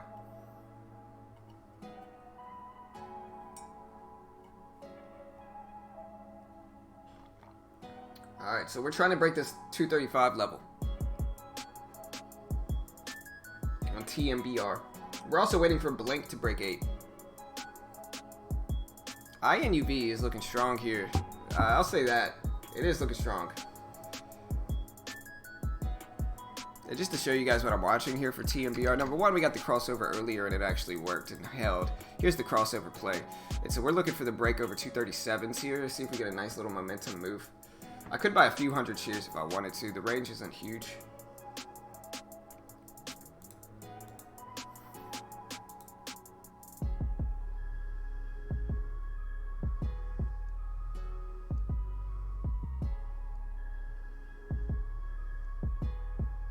As a programmer, the last time I used it, I didn't program much, but as a programmer, this user interface is probably pretty easy to design for U-Stock Trade.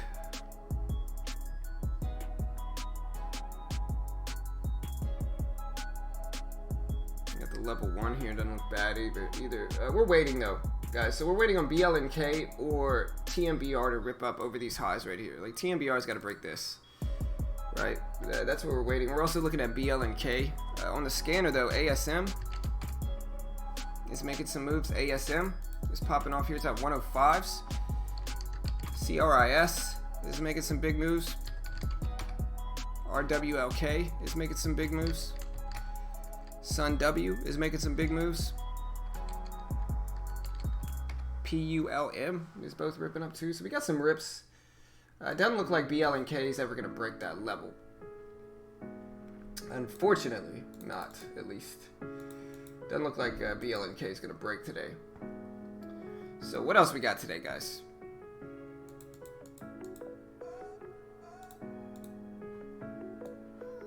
Timber pulling back a little bit.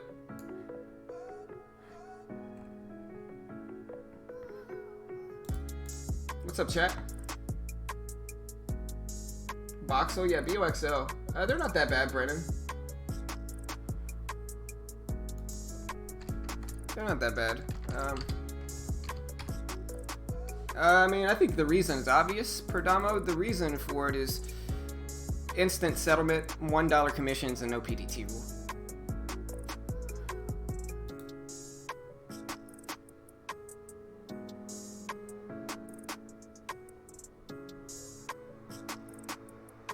I'm watching Blink to see, yeah, currently Timber doesn't have any volume, right? But if it starts to rip, man, it is cold in here, guys. It is freezing in here. I'm about to put a sweater on. Hold on.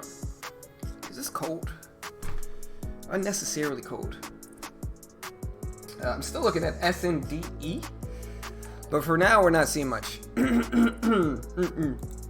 Hey, I appreciate the sub, Cham. Thank you, bro. Appreciate it. What else we got though, guys? I'm still looking at Blink, GNUS. We got a few things that I'm watching. BCDA's popping up on the scanners. And like I said, guys, if you want to take advantage of the same scanners I'm using Trade Ideas scanners. Really dope scanners. Really fun scanners to use. And so I'll post this link here, and you can check out Trade Ideas. Like I said, super up-to-date scanners. They're one of the reasons I can find a lot of these big movers in the market. And you can use my promo code and get 15% off. Good way to help support our... you can't see? Yeah, you can. You can see the symbol. The symbol's literally right here, team. Like, this is the symbol. See? These are the symbols. Right here. These are the symbols. These are the symbols. These. So yeah, you can see them. I can change it if you guys want me to. There we go. What's up, Pra? Hi.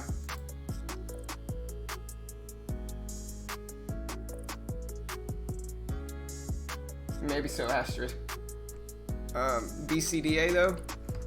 I don't know why this one's popping up on the scanner. But yeah, anyways, y'all want to use Trade Ideas legit scanners. They're the same scanners I use.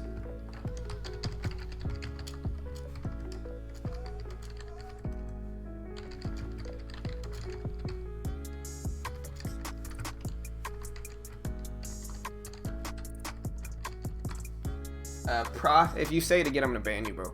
So chill out. Don't spam the chat.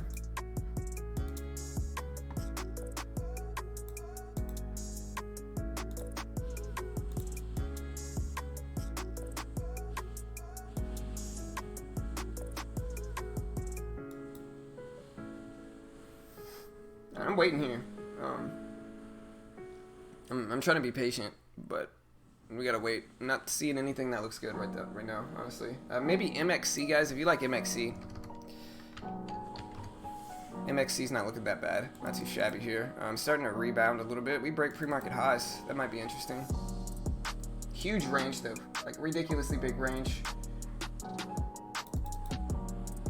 And, look at MXC. It's starting to come back up here, guys. So look at MXC. VVPR maybe on the scanners. Look at MXC, guys. OBLG had the crossover recently too. OBLG just had the crossover. Come on. Let me get it up.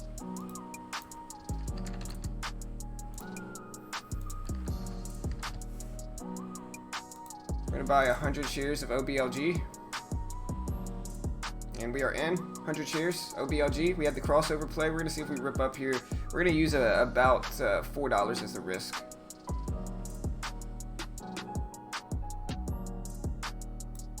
We're trying. There's 10s. Let's get the spread to even out a little bit. Alright.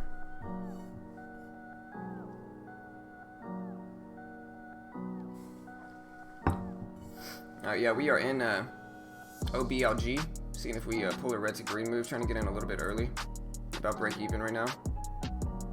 Alright, there we go. Nice little rip.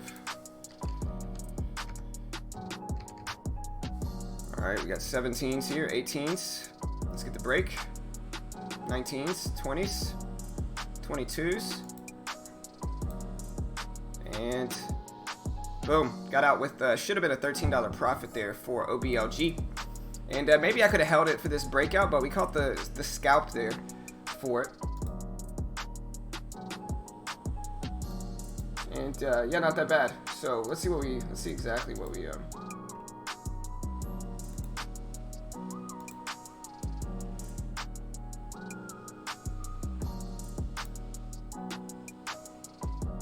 Alright, so we made a little bit of money, and I missed out on OBLG. Man, I gotta catch these moves. This is my fault. This is just my fault. I'm being too scared here, guys. Look at this move. I missed out on it. I mean, I caught it, and I made my money with it, but I could have made 3 times as much. My fault. I gotta work on it. It's something I gotta work on for sure. I mean, I'm green, and the strategies I implement are accurate. You know, the strategies I use are working. You know, like, I'll put it bluntly, they're working, which shows the importance of actually back testing. And I'm, you know, like I said, I'm trying to bless you guys with that knowledge by uploading these backtesting videos. But the strategies I talk about, they legitimately work. I think I've had, let me see how many trades I've had. I think I've had 2 losing trades today and like 4 or 5 green trades. But doing well.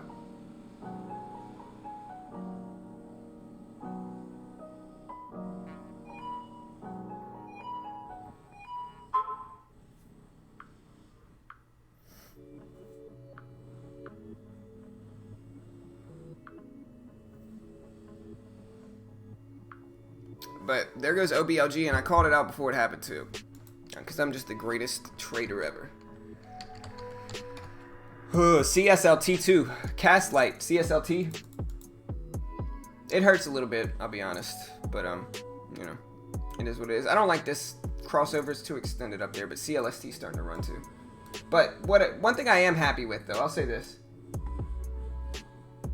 One thing I am happy with is the fills on Ustock trade. Yeah, I'm in Houston. I'm in North Houston. I'm in the suburbs north of Houston. Is where I am.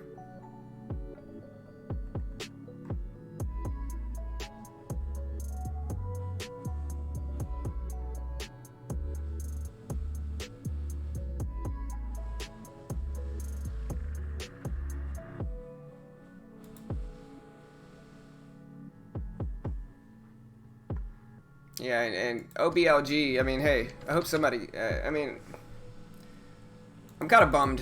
Maybe somebody took it, but I'm kind of bummed. Like I said, this was a beautiful trade. I got in here, got out like here. And so a very small trade, but the crossover worked, and it's, like I said, honestly, guys, it's crazy. Like, here's the thing, right? I used to hate on penny stocks, 100%. I used to hate on them. I used to say you couldn't make money with them. I used to say they were unreliable, blah, blah, blah, right? And then I started to actually backtest them. I started to actually backtest these strategies. And what's crazy is that people always told me you could make money with penny stocks, and their logic was correct, which was that you could take advantage of people's emotions, because lower float means more reactions to emotions, right? More follow through with emotional traits, right? And you can take advantage of the retail traders by trading penny stocks, because a lot of them are trading penny stocks. And you know, if you try to trade mid and high cap stocks, you're going to be getting hit with the algos, right? You're going to be trading against the algos, which is noticeably harder. And I never did, right? I always traded with the algos, and I had success. I built up profits trading against the algos. But since I moved over to penny stocks, they just work. Like, they work. I back tested them, they worked. I've been trading them, they worked. Like, I showed my equity curve in Thinkorswim yesterday, and Trader Mike ended up posting it. Hey, nice, Jay-Z. Hey, my sister lives in Katy. Jay-Z.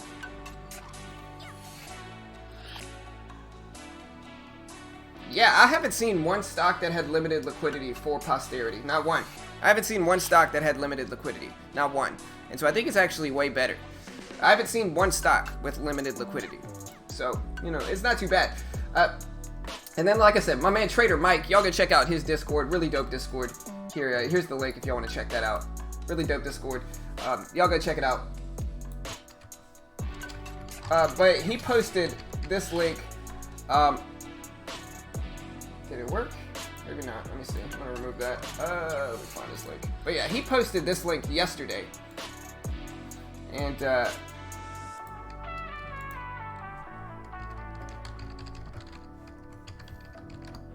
he posted this link yesterday, and it showed my equity curve for Thinkorswim this past week. Let me see if I can take a picture of it.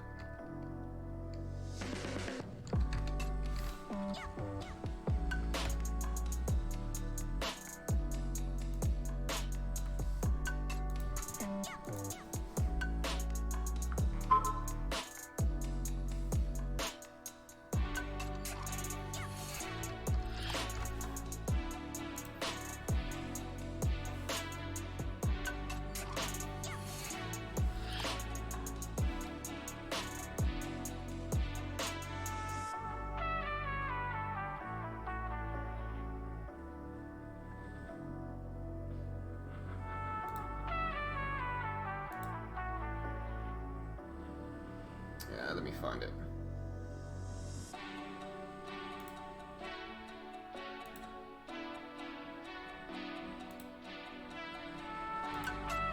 I gotta figure out how to do this.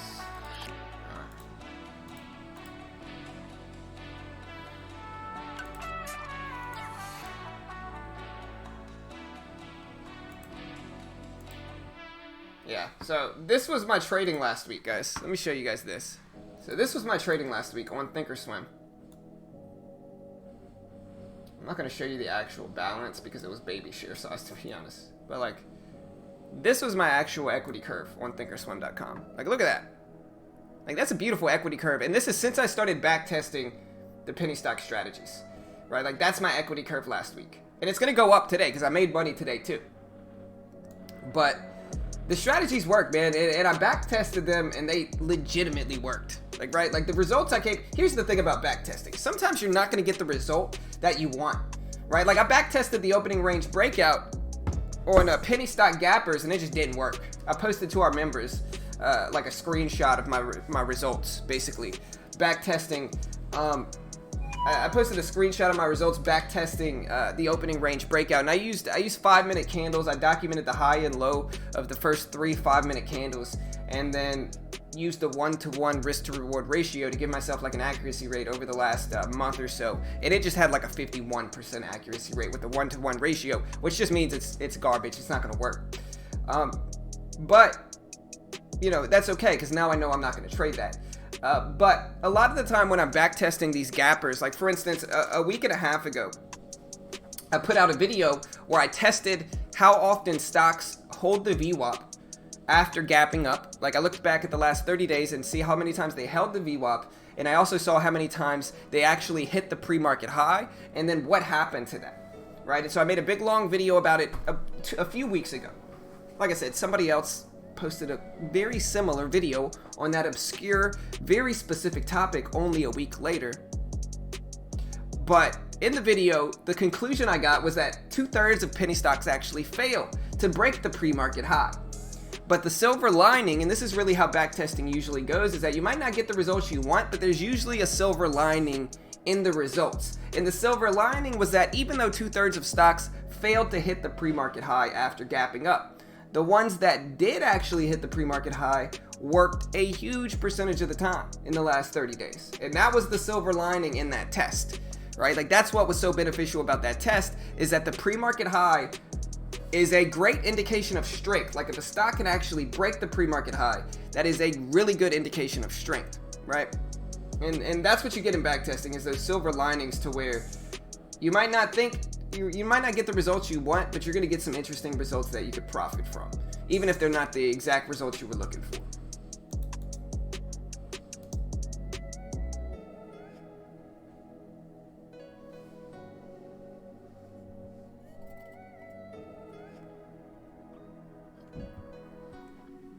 Look at all the false crossover breakouts on OBLG. Yeah, I mean, what I'm saying though, and this is one of the conclusions that we came to, all right, is that if you get fake crossovers, you got to avoid that, right? So like if you get a fake crossover that fakes you out, number one, here's the thing though. Number one is that this was probably a successful crossover.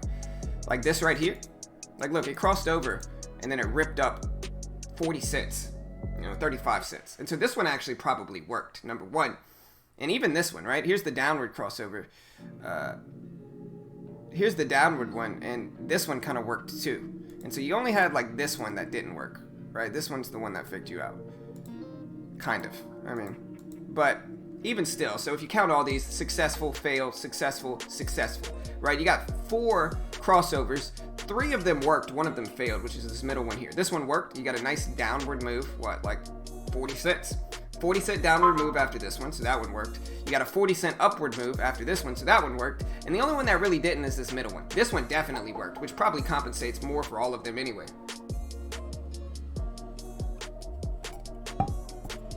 But here's the thing though, guys, is that after the first 30 minutes, the accuracy rate goes down substantially. And like that's what you want to understand, is that after the first 30, man, even here, for instance, Timber. I was talking about Timber earlier. There it goes. There goes Timber. I called it out. Maybe I could trade it on Ustock Trade. Although I am green on Ustock Trade, and I kind of want to just, slowly build my account that way.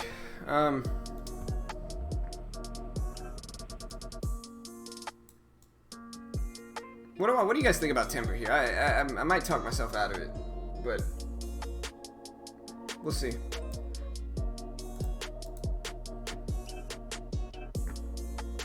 BIOC. I'm looking at Timber here. I don't hate it. Yeah, BIOC ripping up breaking highs.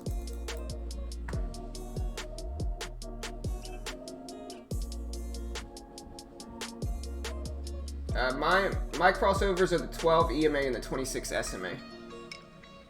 Yeah, I got you, Yo, so far. Here, my bad. Which ones do you want? You want my penny stock ones? Here, I got you. Hold on. Alright, so here is my, here's my current scanners, like the ones you see up right now. There's my Trade Idea scanners. On Thinkorswim, where can I get the crossover? Okay, so if you're on Thinkorswim, look, I'll help you out. First of all, I'm going to remove all these studies. Okay, so if you want my crossover lines, this is what you do. Everybody ready? If you want my crossover lines on Thinkorswim, I'm about to show you exactly how you get it.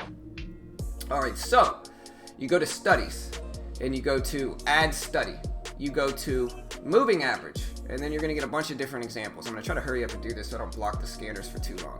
You go to Add Study, you go to Moving Averages, and then the first one you go to is Moving Average Exponential. You click that. You'll see it pop up on the scanner right here. You side click it, and you go to Edit.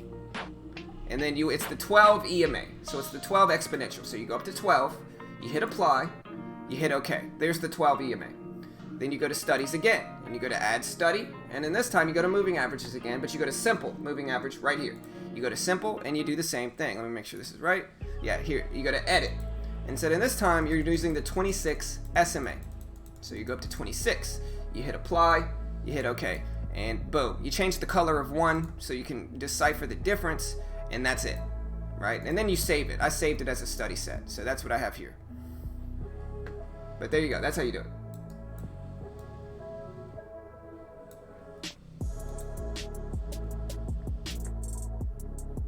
Red Timber.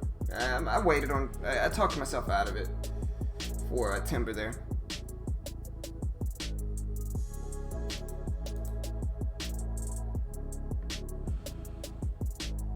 It's the 12 EMA, the 26 SMA. But yeah, there goes BIOC. We got LODE. LODE ripping up here, making a big move too.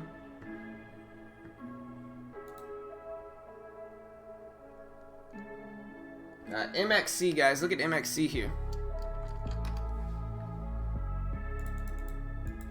Look at MXC. Breaking over highs, breaking over the pre-market high, looking really, really strong. And that break right there at 13 looks super profitable.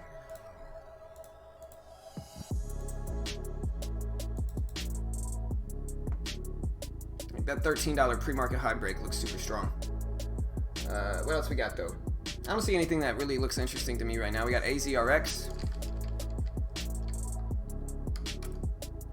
AZRX is starting to make some moves. Volume's certainly starting to come down a little bit.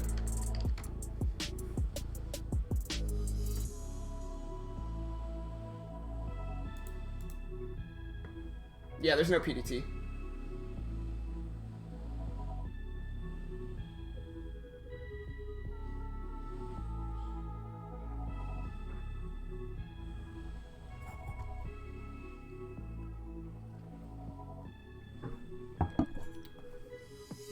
We got AZRX, looks good. I don't see it's kind of slowing down, which is a very common theme in the backtesting sessions that I did. Was that a very common theme was that after the first hour, stuff slows down, which is to be expected.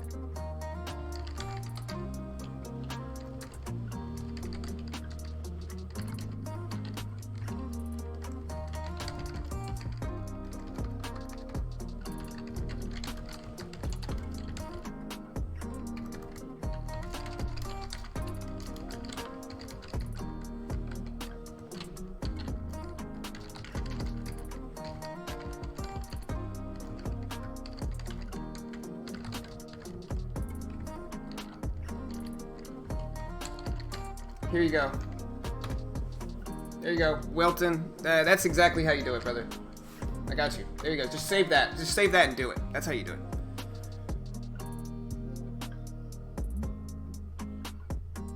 Is the Thinkorswim demo lagging? I don't know. This ain't a demo. I could show you guys. The demo account has simulated trading at the top. And so if you think this is a demo,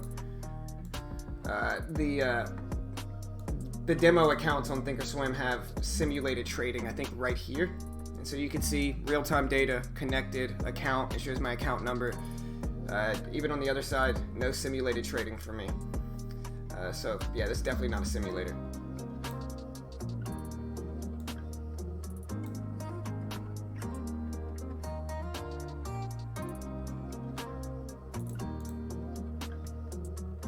You want the song list?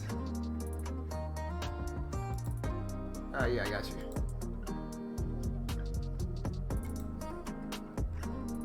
BOXL. We got EDRY too. BOXL popping up here, looks good. Bouncing off the VWAP. We'll see what happens.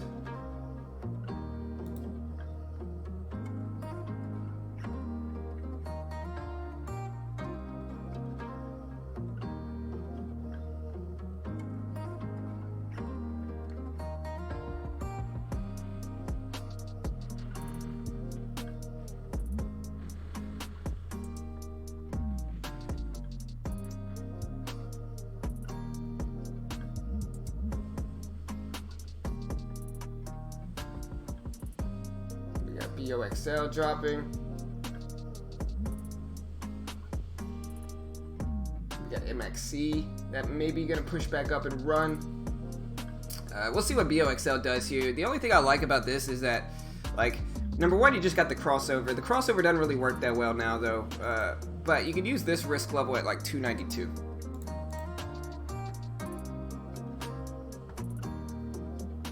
What's up, Mike? Hey, I hope not, Mike. Here, I got you, Emmanuel. Hold on. You want the song list, brother? I got you. See if I can find it. Yeah, there you go.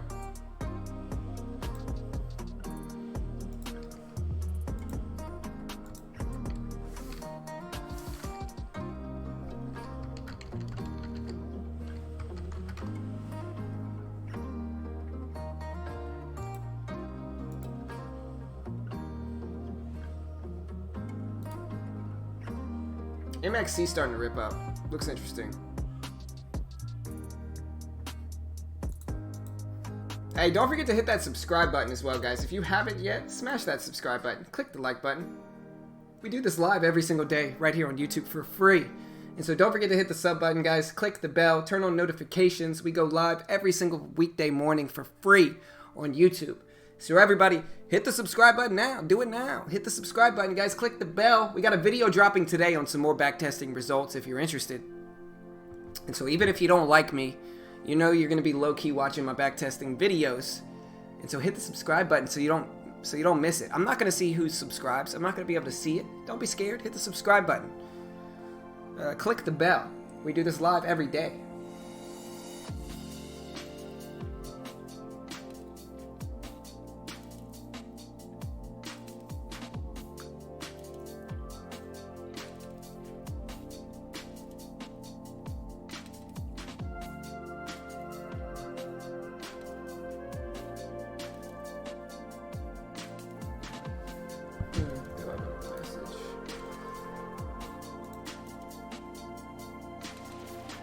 Alright,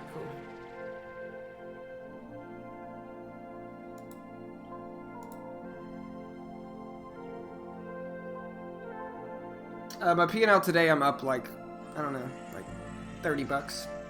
Something small. But we're trying to grow small accounts here right now.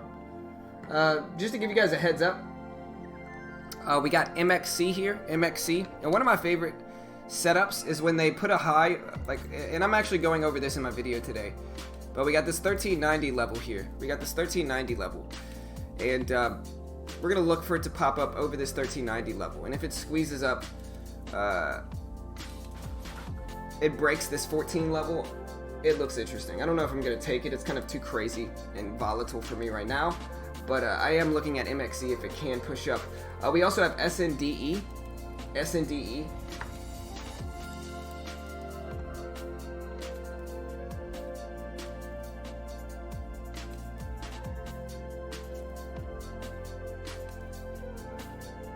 Hey, that's okay, Tiny. Hey, 650's good. Hey, there's the break. There's the break. 14. Like I said, 14 break. I really kind of want to take this, but I'm just going to watch it.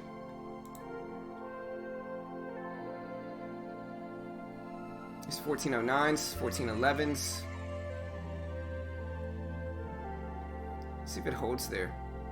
Maybe it's a good thing I didn't take it, but kind of volatile right now. 90s, there's 14s again. 1425s, boom, 26, 27s. Looks good. What's the float on MXC?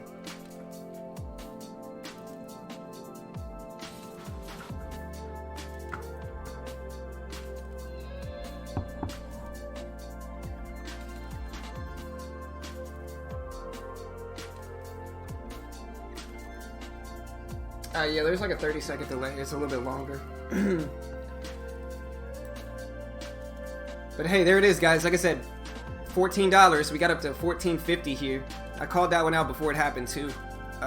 But again, this is a strategy that we're actually going to be going over in our backtesting video today. So the backtesting video is dropping today. I'm already finished with it, so I know it's going to be out today.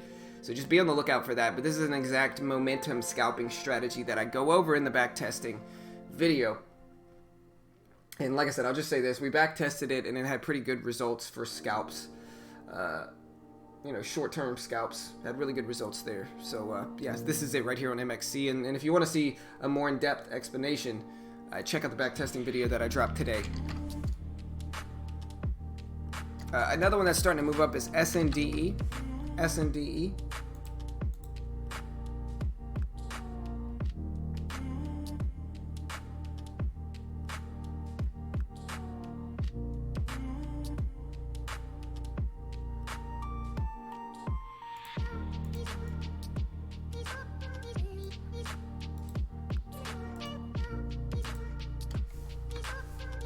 There's S&D over 4s. It's looking interesting.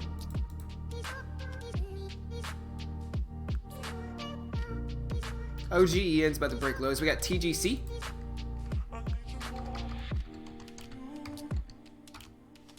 TGC popping up on the scanners. EDRY. This is kind of boring. ACOR? ACORs, it's not too bad. It's over 1. We're looking at, we're gonna try to maybe mess with this one here.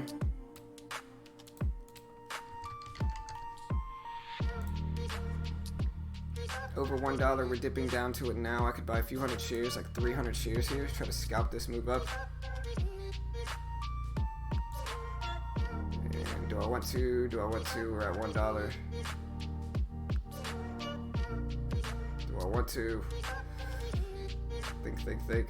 $1. See, I feel like I'm going to talk myself out of it, and then it's just going to run up big. I don't know. So, like, we got a nice high at the daybreak over the $1 level, and now we're battling that $1 level. So, like, $1 your levels are usually very strong, which is why I was considering dip buying it here at this $1 point. But I'm kind of talking myself out of it. But I feel like that was a mistake, because I feel like this thing's at least going to break that 105 level. Right there. Maybe I'm wrong though. We'll see. I'm just gonna watch it now. But there it goes.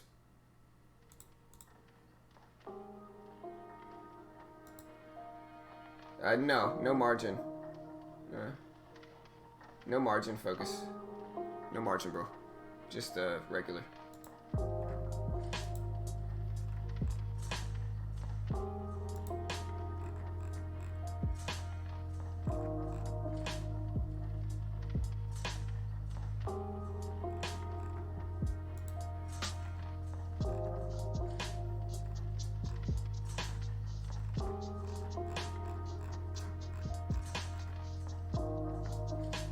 Yeah, there's 103. Like I said, I kind of wish I would have taken this, but I just held back on it. There's 104s. Like I said, I mean, I talked about it. Let me move that. I talked about it. Just didn't take it. But again, I mean, it's a very common pattern. You get the break over 1, you get the dip down to test the whole dollar of 1. With cheap stocks like this, $1 is just such a big level, and there's 105s. Like I said, I thought it would at least hit that level. But it's just such a common pattern that a lot of other traders are jumping into, and it's just giving it a lot of momentum. Yeah.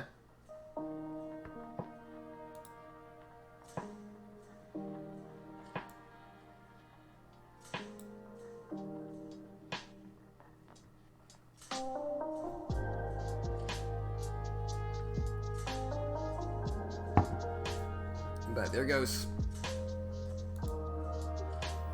SNDE still kind of fighting over $4.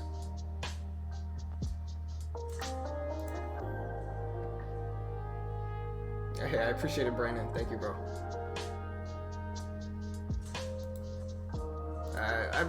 One thing I think is a good lesson though for traders is I hope you guys see how kind of apprehensive I am with getting into trades. Like, if it's not picture perfect, I talk myself out of it, and even though I might miss out on some opportunities there, you know, I'm very risk adverse when it comes to trading, and I would rather slowly build my account up than take risks, because a lot of the time, here's the thing, right?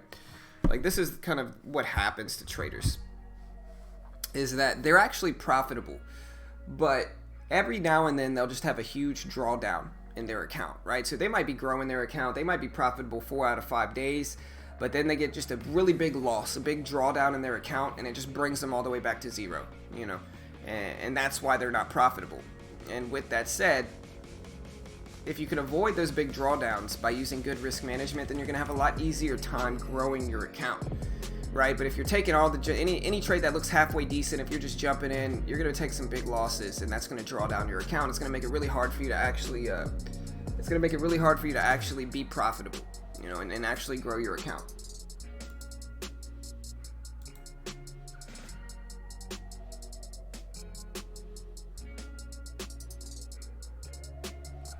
Somebody's asking for some insight into Ustock trade. They're not bad. I've been using them today.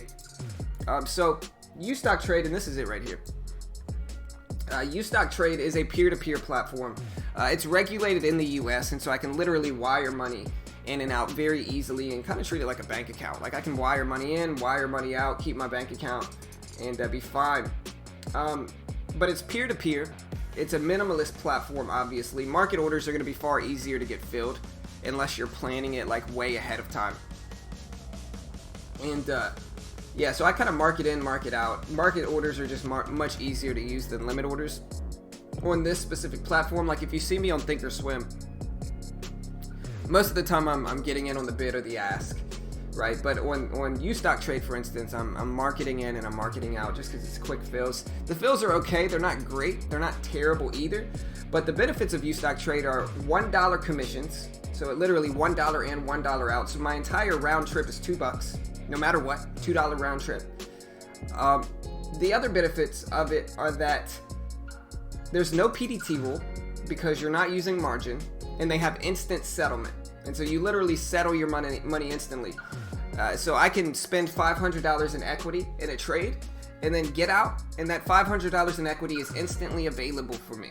And so I can day trade as much as I want. I can trade 1,000,000 times as long as I have the commission, the $1 per trade commission. But the point is that I can day trade 20 times a day and my commission is like $40, right?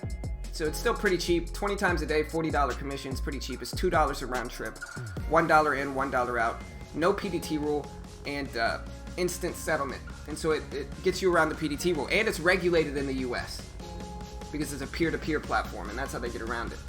But the fills are okay. The flaws are that there's no margin, you can't short, and the fills are okay. They're not bad, they're not great. But yeah, it's not a bad platform if you can use it to grow your account, you know, for sure.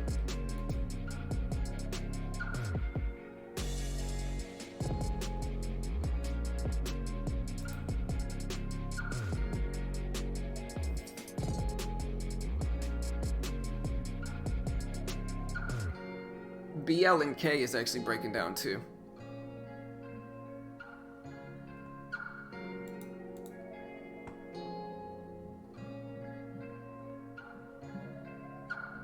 Yeah, and that's that gambling mentality though, Jojo, and that's kind of how it is.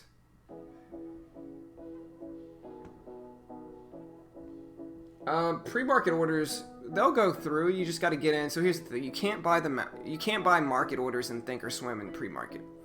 Right, you have to use a limit order in pre-market, and the way you want to get in, like what you want to think about limit orders, guys, is that if you want to get filled immediately, you need to get, depending, if you're long, I'm going to assume you're long, right, on Thinkorswim. If you want to get filled immediately, you have to buy the asking price, right? If you try to buy the bid, you're never going to get filled. That's the cheapest available price right now. You're never going to get filled unless the stock pulls back, right? But if you want to get filled immediately in Thinkorswim, in pre-market, for instance, you got to set the time you got to set the TIF to extended like this.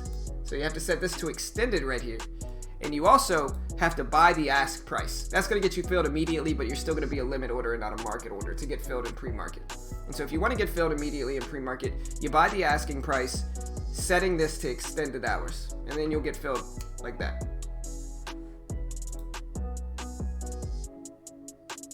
Hey, nice, Sean. No options, just stocks. Strictly stocks. GMO, making some moves.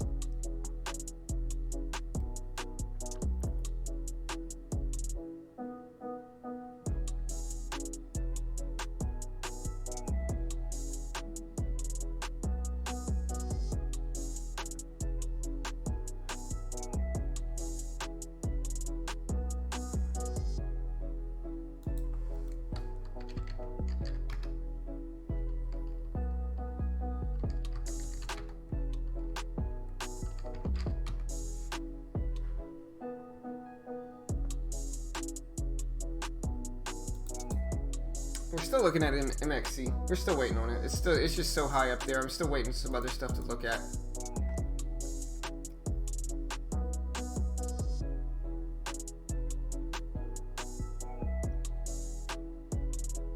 Hey, nice, Sean. Hey, happy to help, brother. Happy to help, man. But yeah, I mean, that's how if you want to get filled in pre-market, like that's what you do. You're never going to get filled on the bid price buying it. I mean, not in pre-market. That's the cheapest price available. Nobody's going to fill you there. The market makers aren't going to fill you there unless it pulls back, right? And so you want to get filled immediately, buy the ask price. Yeah, it's going to be the worst possible price, but you're going to get filled immediately, and you're going to be protected with a limit order. Traders get too greedy, man. They want to get filled immediately on breakouts, and they want to get filled at the bid price, which is the cheapest possible price. That's never going to happen. You know, just buy the ask. It's like a cent difference. You know, take that 1 cent, and if it's a breakout, it doesn't matter, right? But if you're greedy, you're never going to get filled there. You know, you buy the bid, you know, you're never going to get filled. So buy the ask. That's what you really want to understand. Hey, I appreciate that, James. Thank you, brother. Shout out to James, man. Thank you, bro. I appreciate it.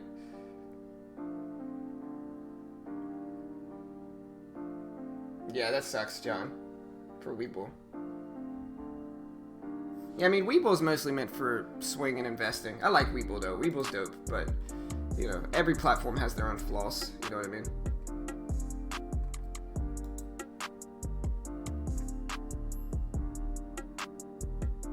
I mean, my limit orders get filled immediately. Like I said, most of the time I don't have any issues getting filled. Yeah, I'm not seeing much right now. I mean, we got PRI, we got VVPR, we got GMO, but everything's kind of slow.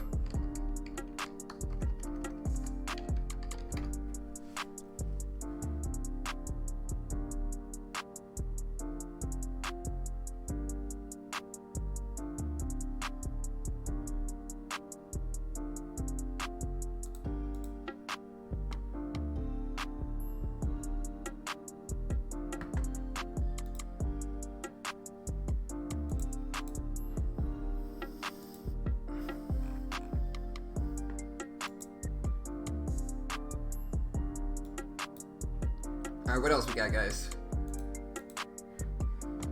I'm still looking at ACOR, not looking that great. RWLK. Honestly, I'm pretty impressed though. Like the last time I used Ustock Trade, they had a lot of limited liquidity, and they don't have that anymore. Like they have decent liquidity now for Ustock Trade. My fills are pretty fast. They're not like they're not the fastest fills ever, but they're good enough for sure. And so yeah, I'm honestly pretty happy with how Ustock Trade has been today. And like I can definitely use this to trade. And so I'm actually pretty excited about that because, alright, we just got the crossover here for RWLK. We're breaking over previous highs. We're also bouncing at the $0.50. I don't know if I like it enough to enter, but we are getting some moves here for RWLK. We're going to watch to see how it acts at that high of the day level.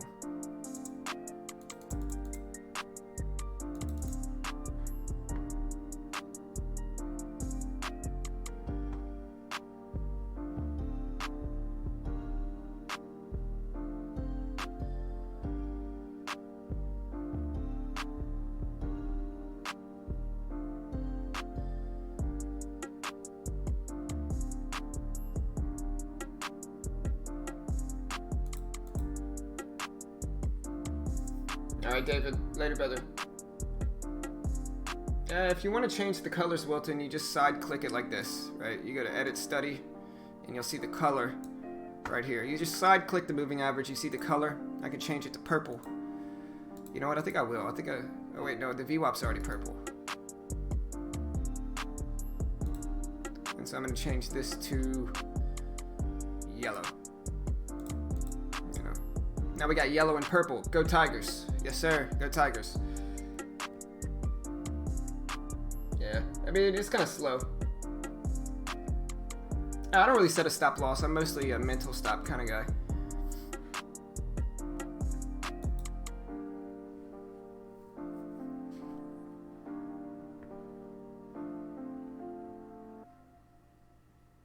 Look at G and US just get hammered. Yeah, that's a good rule, David. I don't hate that rule.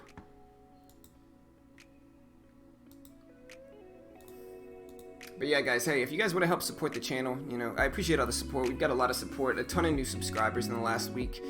But yeah, guys, if you guys want to help support the channel, number one, you can hit the subscribe button if you haven't. We do this live every single day. We also drop backtesting videos so you can understand what strategies work, when they work, and what stocks they work on. So if you appreciate free content like that, like listen, we're not experts. We just go over our backtesting results here. And I try to teach people, you know, what works specifically for me, but it might not work for you. So, you know, if you appreciate free content like this, hit the subscribe button. Do it now. You know you want to.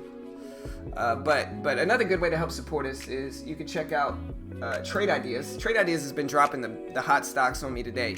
Most of the stocks I found today were from Trade Ideas scanners.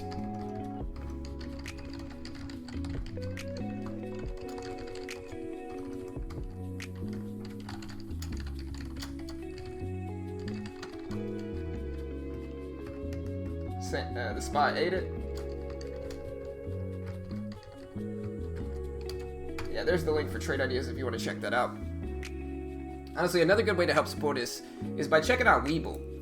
And just for signing up to Webull, you get a free stock valued, I think, anywhere from like $5 all the way up to like hundreds of dollars, right? And then if you deposit another $100, you get another free stock that could potentially be hundreds of dollars in free stock. So if you want to check that out, here's the thing about Webull, right? If you're using Webull, again, I think it's zero commission, so there's no commissions on Webull, but you might as well roll the dice and get a free stock. I mean, if you're a brand new trader, especially, like, they have a free paper trading software too, so you can paper trade for free on Webull. And again, ultimately, it's just zero commission, free paper trading. You get 2 free stocks if you sign up and deposit $100. Free options trades. You can trade options on there as well. Just a lot of dope stuff on Webull. And like I said, it's a great way to help support our channel. And you can also get some free stocks. And so, in my opinion, it's worth it to sign up. And there's the link. You can check that out. Great way to help support us as well. Y'all go check out both of those links.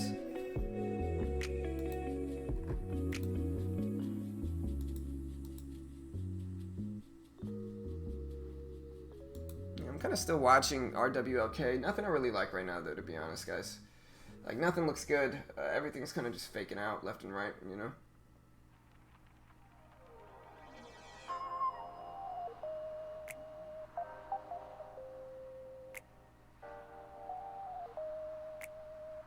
I mean, RWK doesn't look bad. GNCA's on the scanners, too.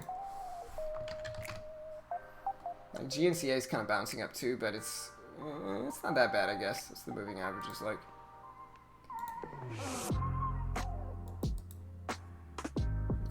It's bullish. We also have WISA that's starting to move up. You side click the study. You go to the study you want to change. You side click it. You go to edit. You go down to the color all the way at the bottom left. Do limit orders when you stock it, Phil Quick. Hey, my man David, thank you for becoming a member, brother. I appreciate the becoming a member, man. Shout out to David for becoming a member. Thank you, bro. I appreciate that. Thank you. Shout out to David. I appreciate the support, brother. I really do. Thank you, man.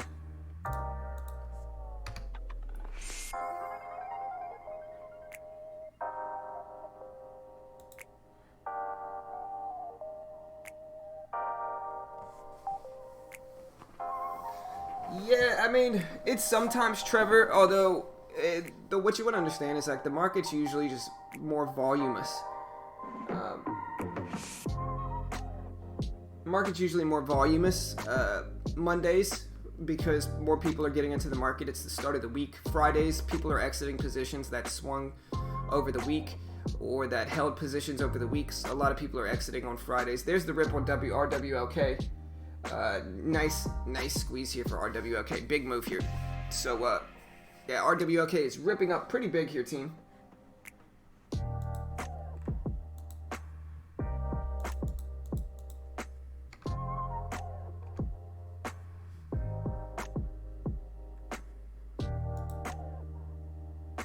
BGFV.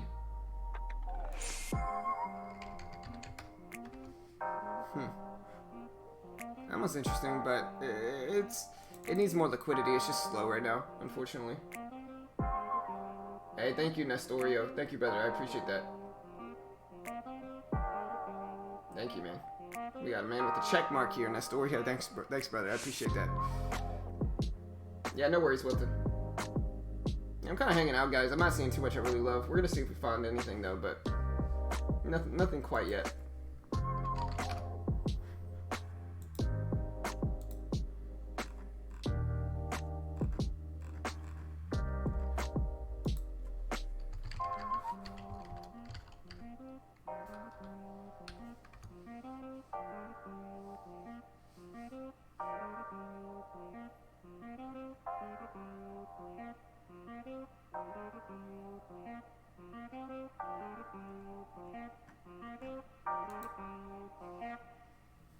appreciate the support. MXC halted? Is it halted on the way down, though?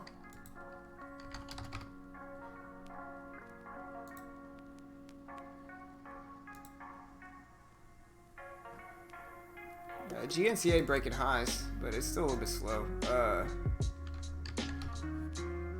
Oof, that's a nasty halt, man. Like I said, remember I talked about that break? I said scalping the break is worth it. But trying to marry these moves is not, man. It's too scary.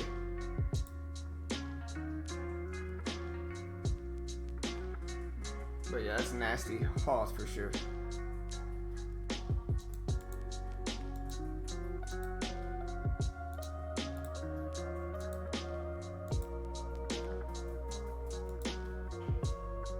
Oh, there's the resumption. I mean, it didn't gap down that much, but this thing's a little scary for me.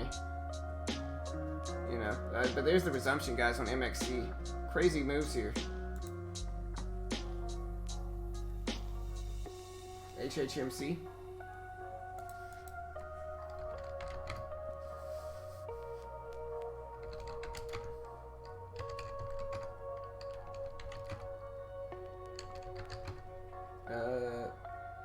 Yeah, HHMC's not showing up. You probably mean HMHC, is what I'm guessing. Oh, look at HMHC. Yeah, this one looks good. It's HMHC. But yeah, this one was strong.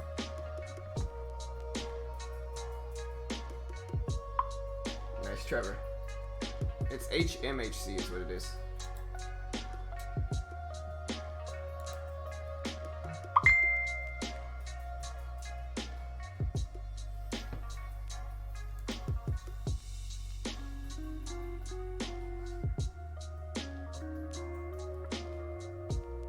EDRY popping up with the scanners, but yeah, that one doesn't look bad. I mean, it has some of the most volume for right now, at least. It's just a little bit slow today.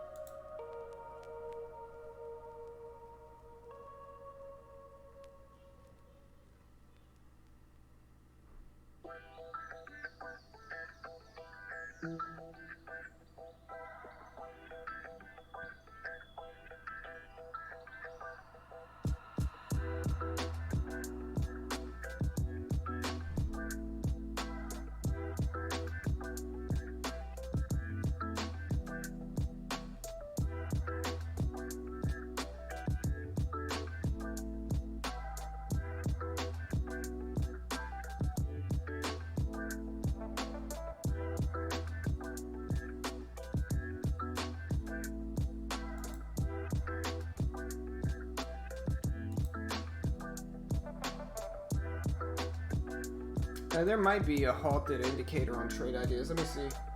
I just don't like halts because halts are sketchy to me. Right? Like halts, you never really know what's going to happen. They're kind of a coin flip a lot of the time, and you know, they're a really easy way to lose money because like sometimes stocks get halted. Look at WOW. Wow. And man, no pun intended, but wow. For WOW, this thing's popping off big. Look at this. It's up to 550s.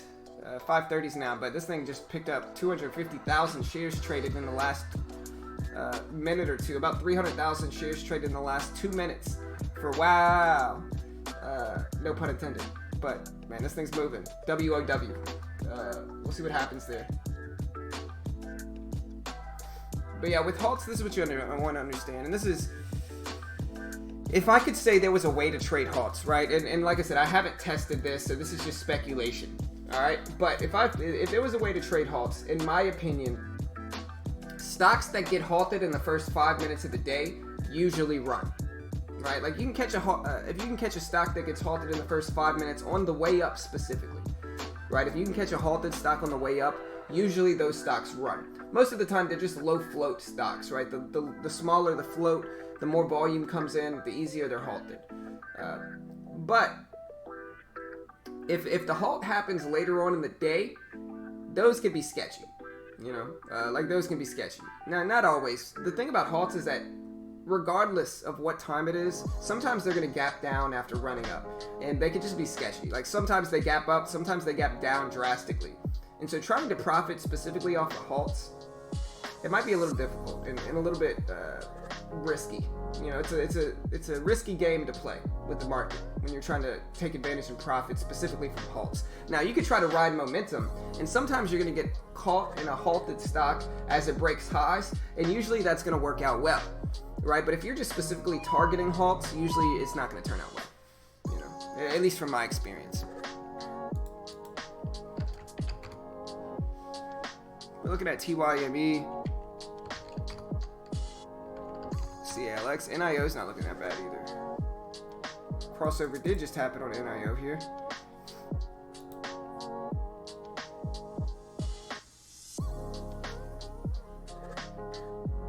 Yeah, and like I said, I've been in a few halts in the last few days, and I've made money from most of them. Like, I've been in like 4 or 5 halts in the last 2 weeks. But again, from my experience, stocks that get halted in that first 5 minutes are usually the strongest. If the halt happens later on in the day, it's not really that good. But again, that's pure speculation, to be honest.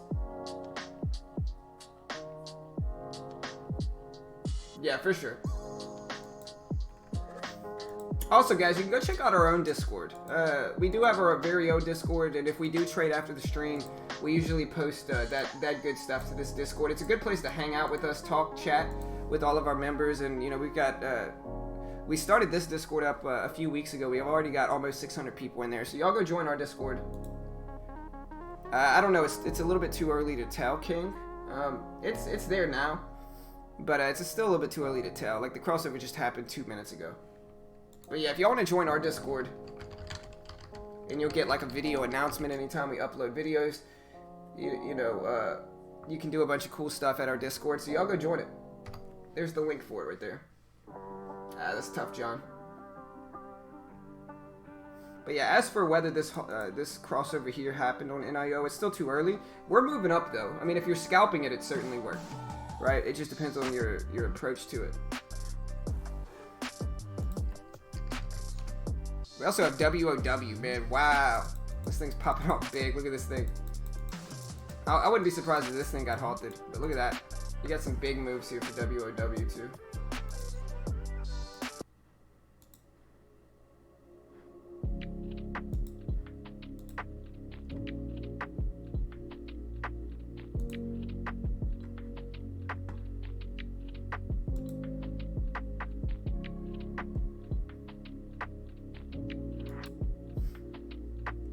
Alright, what are you guys watching right now? Because I'm looking at the scanners, kind of dull. WOW is probably the nicest one right now.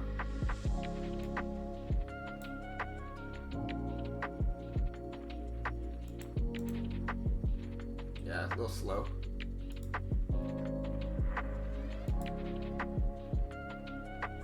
Yeah, no stress, King. No worries, dude.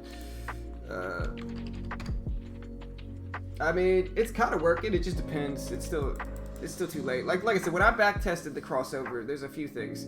Number one is that it really worked the best in the first 30 minutes. After that, you know, a little sketchy. Yeah, UAVS. Yeah, wow. This thing is going legit crazy, man. Crossover happened here too, and people ask, man, how do you predict these moves? Look at the crossover. This thing did have a really nice crossover right here before it happened too. Look at that. That's when the crossover happened, and boom. Legit move. UAVS. Yeah, UAVS is going to. I like this.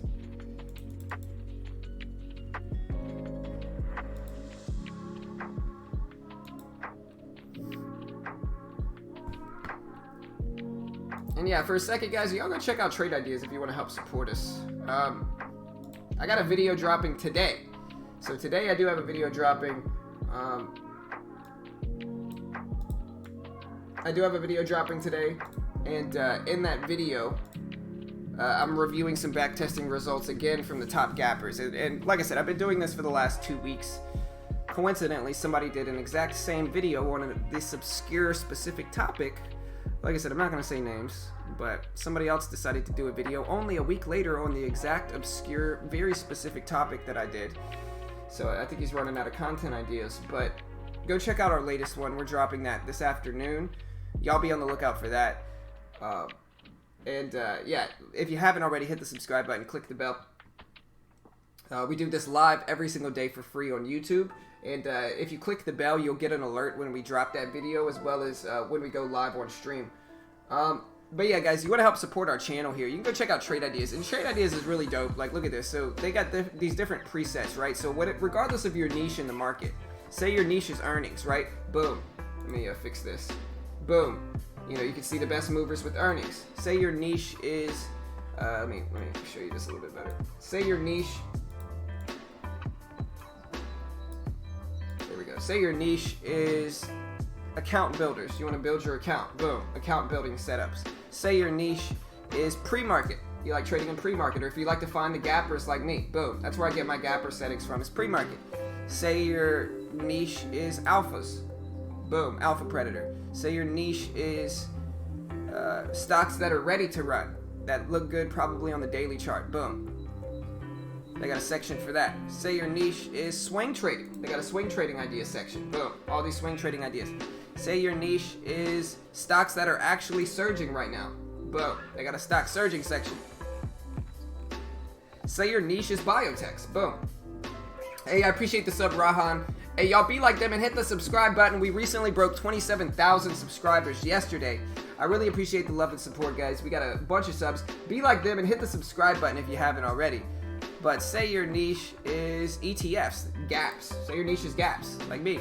Trade the gap. They got a gap section as well. And they got a bunch of these here. Defense, biotechs, penny movers. If you like penny stocks like me, they got a penny stock mover section. They've just got a lot of dope scanners here. Volume, after hours, post market. They got a lot of dope scanners here, guys. And if you want to check them out, I'll post this link. CLNC Lester, ONTX. Hey, nice king. Hey, happy to help, brother. Happy to help, man. But yeah, y'all go check out Trade Ideas. There's the Trade Ideas link. Again, if you want to take advantage of those scans.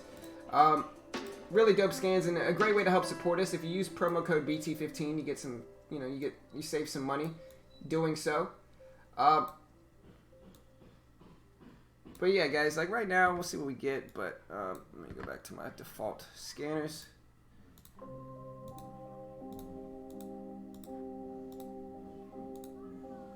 Yeah, my default scans here.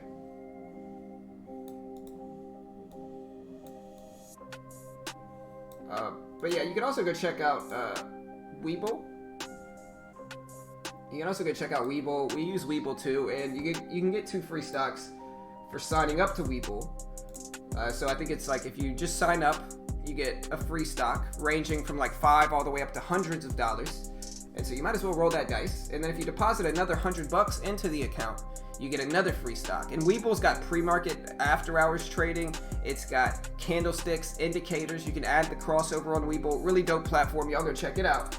Another great way to help support our channel here. And yeah, guys, like I said, y'all hit the subscribe button. I'm going to be dropping that video today, this afternoon, on those back testing results. And so y'all hit the sub button if you have it. Click the bell.